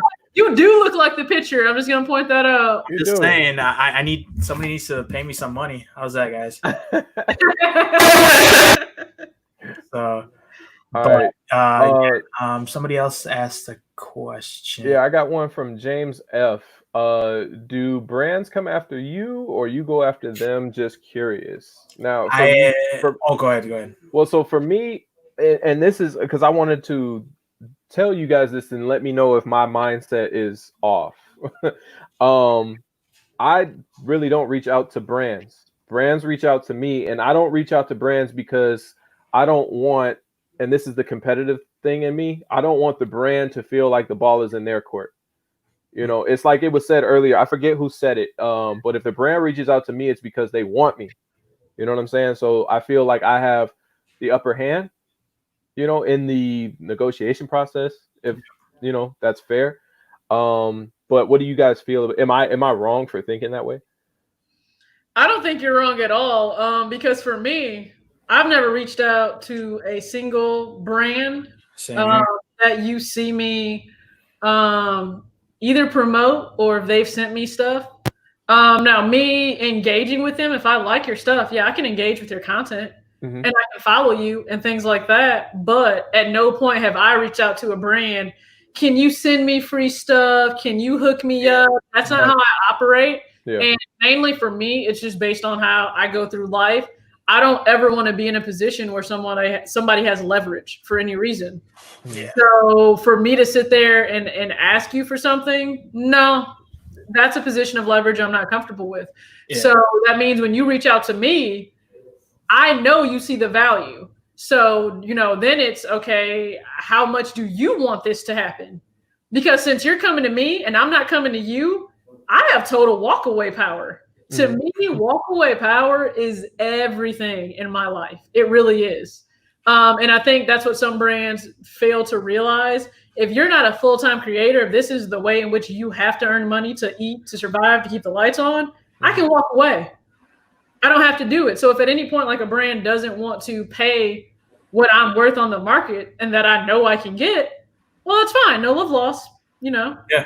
I hope you continue to do well. Because I don't need this. I have a full career with a match 401k. Creating is what I do on the side because I love it. Now, I'm good at what I do. At least I think I'm good at what I do. So I can get paid for it. But since I'm not the one coming to you, that means if it's not working out in my favor, I'll walk away. Mm-hmm. Yeah, same here. I haven't reached out to anybody. But when it comes to these, and on behind the scenes, some of the brands that I work for, I do consulting for them. Okay. Work with, that's why I'll connect the brand to a friend, like to somebody in the industry. Right. That's still not the person. Like, for example, that's not you reaching out to the brand. That's me. I feel like, hey, Keep Pushing Kicks would do great with this. Yeah. Let's link them. But yeah. And that's the thing as well too. Like I pride myself on if a company reaches out to me on their own, you know, instead of me reaching out to them, because then it lets me know that, okay, somehow they saw me or somehow they heard of me and then they found me worthy enough to contact. That feels good at the end of the day. Just keep in mind, brands, no matter even if they're not following you, they're watching you. Yeah. If you're promoting their stuff, they're watching you. Yeah. If you got Nike shoes or Jordan shoes, somebody from the brands are watching. If you have apparel that you like to wear, somebody from the brand is watching you. And that's why I feel, and that's why when City Gear hit me up to do that campaign with them, I was just like, whoa, okay, that's dope. Yeah. And then dope. They wanted me to do the giveaway, and then we're gonna do some more work going forward, and it's dope. Yeah, you know, it's not under like everybody who's like, oh, it's hip sports, but it's cool. I don't see anybody else promoting at the moment City Gear, right? Yeah. But AJ is, so I'm cool with that because that means AJ. As of right now, all I know is Tai87Kicks is promoting that brand. I don't care about who else is promoting that. Yeah, and for me, you have to look at those brands too that are willing to engage back and show that they do care about more than just a number. Because like with City Gear, I started engaging with them like a little bit before AJ did, and right, it was fun. I think I did like an outfit grid face off where I won, by the way, for the record, in the stories. But yeah, like being able to engage with them when you get those certain brands to follow you back, even when they do that, just understand, like, just be patient. Things still take time. There has to be a lot of times the right campaign, the right time to maybe use whatever you have as a skill set to market it, but it's certainly there. But yeah, like with me being associated with Soul Premise, absolutely love Anthony. Now, again, I've never been to a sneaker con. I've never been to a sneaker event, Sneaker Freaks or Sneaker Games or anything like that. I remember when actually when Break did his collaboration shirt, I bought the shirt because I thought it was cool. I just bought it on my own accord, and that was it. And it was when I finally linked with Soul Premise and Anthony reached out. He's like, you support it for a long time, and there was never inquiry for anything. It was just genuine support, genuine engagement. He was like, that's what we loved and respected. That's why we reached out. Yeah. So to me, I mean, I get people need to shoot their shot, but don't be thirsty. Yeah. Even with brands.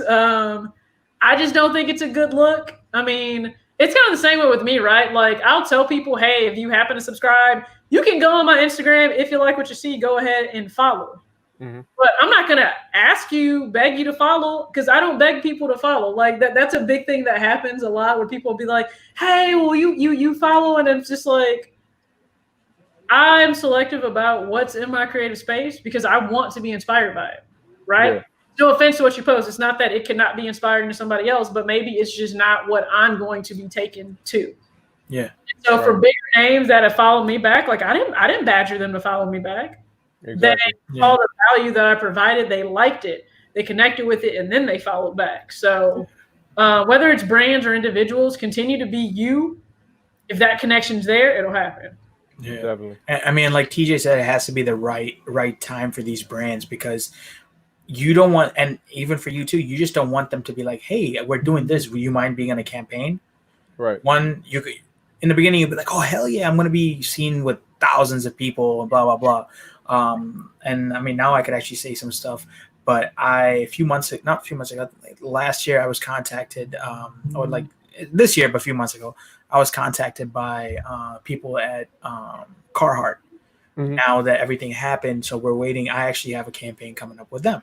Great. So they're redoing their facilities up in Michigan, I believe. That's where the new office. So I'm going to be going out there and be doing a campaign with them. But see, the thing is, you have to be patient, because I don't want to just wear something regular. I mean, I like that brand. I have to make sure, who are they pushing it out to, this and that. So, it's something. I mean, yeah, and for me to go from working with no brands and I'm working with City Gear and then Carhartt and then Nike and then Jordan and then blah blah blah, whoever else I want to work with, it just takes time. So that's what you got to do. Just be patient, man. Because if you're into it and be like, no, I need to grow like now, it's not for you. It's a waiting game. Because remember, every single day there's a new Instagrammer or there's a new YouTuber, shoetuber, apparel, like fashion, this guru, blah blah blah. Every single day there's someone new. Yeah. You might be lucky and hit that overnight success, but now if that happens, just roll with it, because you don't want to fall off.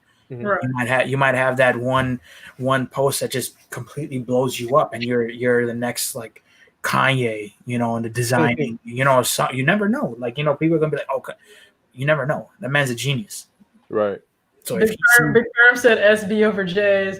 I'm not gonna lie, so I feel bad saying that, like, I'm definitely taking a liking a lot more when it comes to SBs. The stories behind them are very intriguing. They're fun. And then with the color options, unfortunately, I don't want to be roped into the whole, like, just SB hype, because the SBs that I end up seeing, they're not necessarily hype. They're just hard to get back in my size for 6.5. But yeah, Perm, I didn't have any SBs until this year. And I was talking with a buddy, because he wore his infrareds the other day, and he's like, we can always twin wearing these. And I'm like, you know what? If they made the SB Dunk, if they made the lows in all of the iconic Air Max 90 colorways, I'd be sold. 100%. Give me royal blue, give me Volt, give me pink, give me purple. I would be sold in those. So yeah, Perm, the SBs, I gotta add more to the collection. I only have 2 right now, but I'm working on it. SB is killing the game right now. I mean, just dunks in general are killing the game. Yeah, dunks in general. I don't even want to think about the element of possibly taking September. Like, I just got rid of my Michigan dunk, actually, but it was too small, so I got rid of it. But came in today. Yeah, no one wants to see that, bro. No one wants to see that. Just get out of here. Everybody wants to see it. Yeah. But when I tell you this leather, so the dunks that are coming out like this year and forward, amazing leather. Like, look at that. It's butter. Like this is soft. Yeah, it looks amazing. So it's just wait till I have the university one should be coming in. I think it was on Monday. The red? The red university red one. Was that? Storm B28 says, for TJ, for your next financial advice video, can you talk about the 4% rule of retirement? Yeah, I will. I'll talk about that. If people are not aware of what he's talking about, so when you're planning for retirement, and I'll try to go in depth in the video, but it's knowing the total amount you need to have in your portfolio to live off of. The estimate is that you live off of like 4% a year. So you need to be able to do the reverse math to know what you want your lifestyle to be and how much you need to save for retirement so you can know if you're on track or not. For right now, with everything in the pandemic, that's actually a hot topic for people. Because, like, I haven't been affected. My 401k actually went up with the pandemic. I have no idea how. Mine went up. I have coworkers, though. I'll never forget. I was just up one morning, and he called me, and he needed something. And they needed some type of paperwork or something. And he's like, yeah. I was like, yeah, I haven't really been affected. My 401k is fine. He's like, he got dead silent. And I'm like, what's the problem? He's like, dude, I lost 80K. Oh, man. So think about that. Like, for people to say COVID's not doing a whole lot, no, it's doing things in the market. So, even stocks too. Like my stocks crashed. Knowing the amount, like, once again, just being self-aware. Know the amount you need to get to be able to live comfortably. So if you don't know that, that's something you should know. But yeah, I can definitely do a video on that. Okay. Wolf said, AJ, what sealed the deal for you and Adidas, or Yeezy? Bro, don't disrespect me with that. I don't. Kick him out of the chat. I was like, what are you talking about? No. I mean, I'm always messing with this, but I don't own any Adidas. I don't wear Adidas. I don't remember the last time I ever had a pair of Adidas in my collection. Well, I mean, like, I do have an autographed pair of Gilbert Arenas from back in the day, but that's completely different. It's, for me, it's what I feel comfortable with. Brand loyalty. Everybody knows. I mean, if you don't know, I'm one of the ambassadors for Trophy Room. That's a Jordan affiliated. I've worked for Nike for many years ago. I used to work for Nike. So it's just what I wear. I mean, even, like, I don't wear anything Adidas shirts, this and that. It's, for me, it's just I just don't. So, but yeah, you can kick him out of here. Yeah, okay. I'm TJ. I'm unfollowing him for that. You're well, if you did that to yourself, no, I don't personally own anything Adidas whatsoever. I ran in Adidas shoes just based on the spikes and everything. I wanted to run it in high school, but yeah, I don't own anything Adidas. It's nothing against them, but here's my thing: it always comes down to opportunity cost. I could buy that Adidas, or looking at the other options available, there's always something else that beats out whatever Adidas has ever put out, and that's just kind of how I operate. Now, again, I don't dislike them at all. At one point, they purged a lot of. They got some good stuff. I'm not. They purged who they followed a while back, because at one point, like when Adidas women, their official Instagram page, followed me, I was like, "Is this a trap? I'm gonna get a bunch of Adidas stuff, and I'm gonna have to explain this on camera." But no, like it's just whatever I aligned with. It's always been Nike, Jordan Brand. It's always been the athletes, like those strong female athletes that allowed me to be comfortable in who I was in sport, not conforming to whatever you think a woman should be and everything like that. It's always just been Nike. And yes, Big Purr, I do know the JPEG has the royal look. I actually think I'll buy the Shadow first from the JPEG. I think I'm trying to be really good right now and not buy anything because you guys will find out all the in the last 2 days. What's up, Tweezy? That's the New Balance man right there. If anybody's wondering. Exactly. Y'all check Tweezy out. I think he just hit 1,000. I think he did. Yeah, y'all go check out Tweezy, man. Yeah. So I just said the biggest YouTuber for Adidas. Roscoe for sure. I would say it goes Roscoe. Jumperman Chris. Jumperman Chris is up there. Hess Kicks gets a lot of Adidas. Yeah. Seth gets sent quite a few packages from Adidas. Yeah. Then Sneaker Talk, who's based in I don't know if it's Toronto, but he's based in Canada. He gets a lot of packs. He gets a lot of packs directly from Adidas. I honestly think, from what I've seen, I think Roscoe is like he does work with them and stuff like that. But I mean, he's always, anytime I see him, it's something easy. It's always a little dog. Easy around. So, no Iverson. I have Iverson. I bought the Crosstown Mid-Cross, whatever. I bought them. I almost bought the what is it? The wheat and white pair. I came very close to buying those. Are you talking about the oatmeal? I'm trying to be good. I say that as I ordered a shoe yesterday. I'm feeling in so many ways right now. Is that the shoe you commented about on my video? I don't want to give away secrets if they're secrets. Huh? I don't want to give away secrets if they're secrets. You commented on one of my videos today. I'll let people know. I have a Jordan 1 on the way. I just won't disclose what Jordan 1. Right. Because it's kind of. I don't think you'll see it on a lot of people's channels. Let's put it this way. Okay. Yeah, I don't think you'll see it on a lot of people's channels, but it is a Jordan 1 that I picked up. And matter of fact, the funny thing is I couldn't get my true size because it was sold out even online because I had to do a site to home order at Champs. And so I was like, listen, is the next size up? Is a women's 8.5 available? And they're like, yeah. I'm like, bet, let's do that. Okay. Let's see. Well said. I mean, the Fear of God one question is the best one. Which one is that? Oh, that kind of like that boot style Fear of God. The one that's $50 retail. Yeah. I had the triple black, but it's just not my style.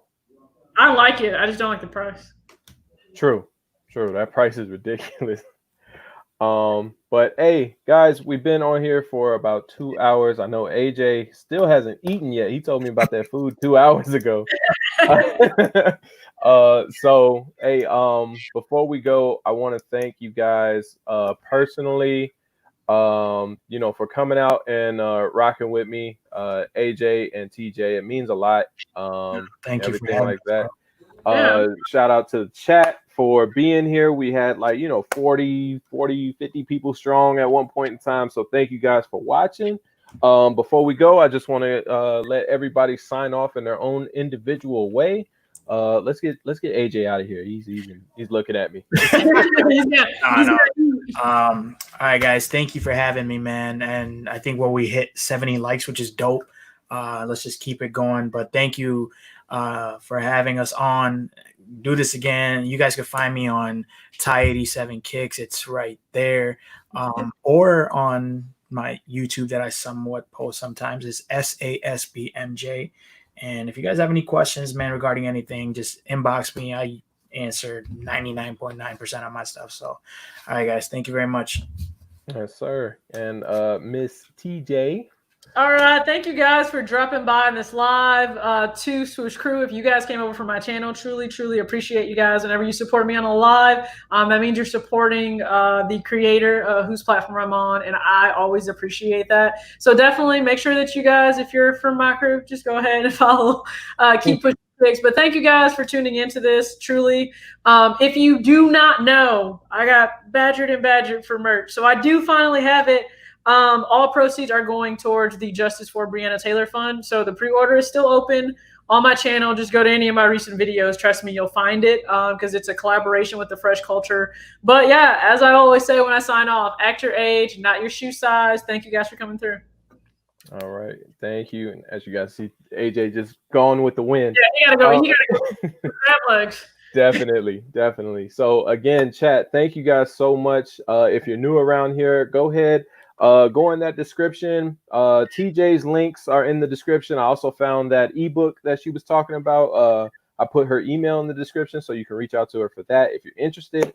AJ's Instagram and YouTube is in the description. And go ahead, browse through my channel. If you're new around here, go ahead, see if there's something around here that you like. Consider subscribing. And yeah, man, I hope you guys learned something today. I sure learned a lot. But yeah, man, thank you guys so much for coming. And as I always say, no matter what you're going through, man, you always just got to keep pushing. All right, peace, y'all. Absolutely. Peace out.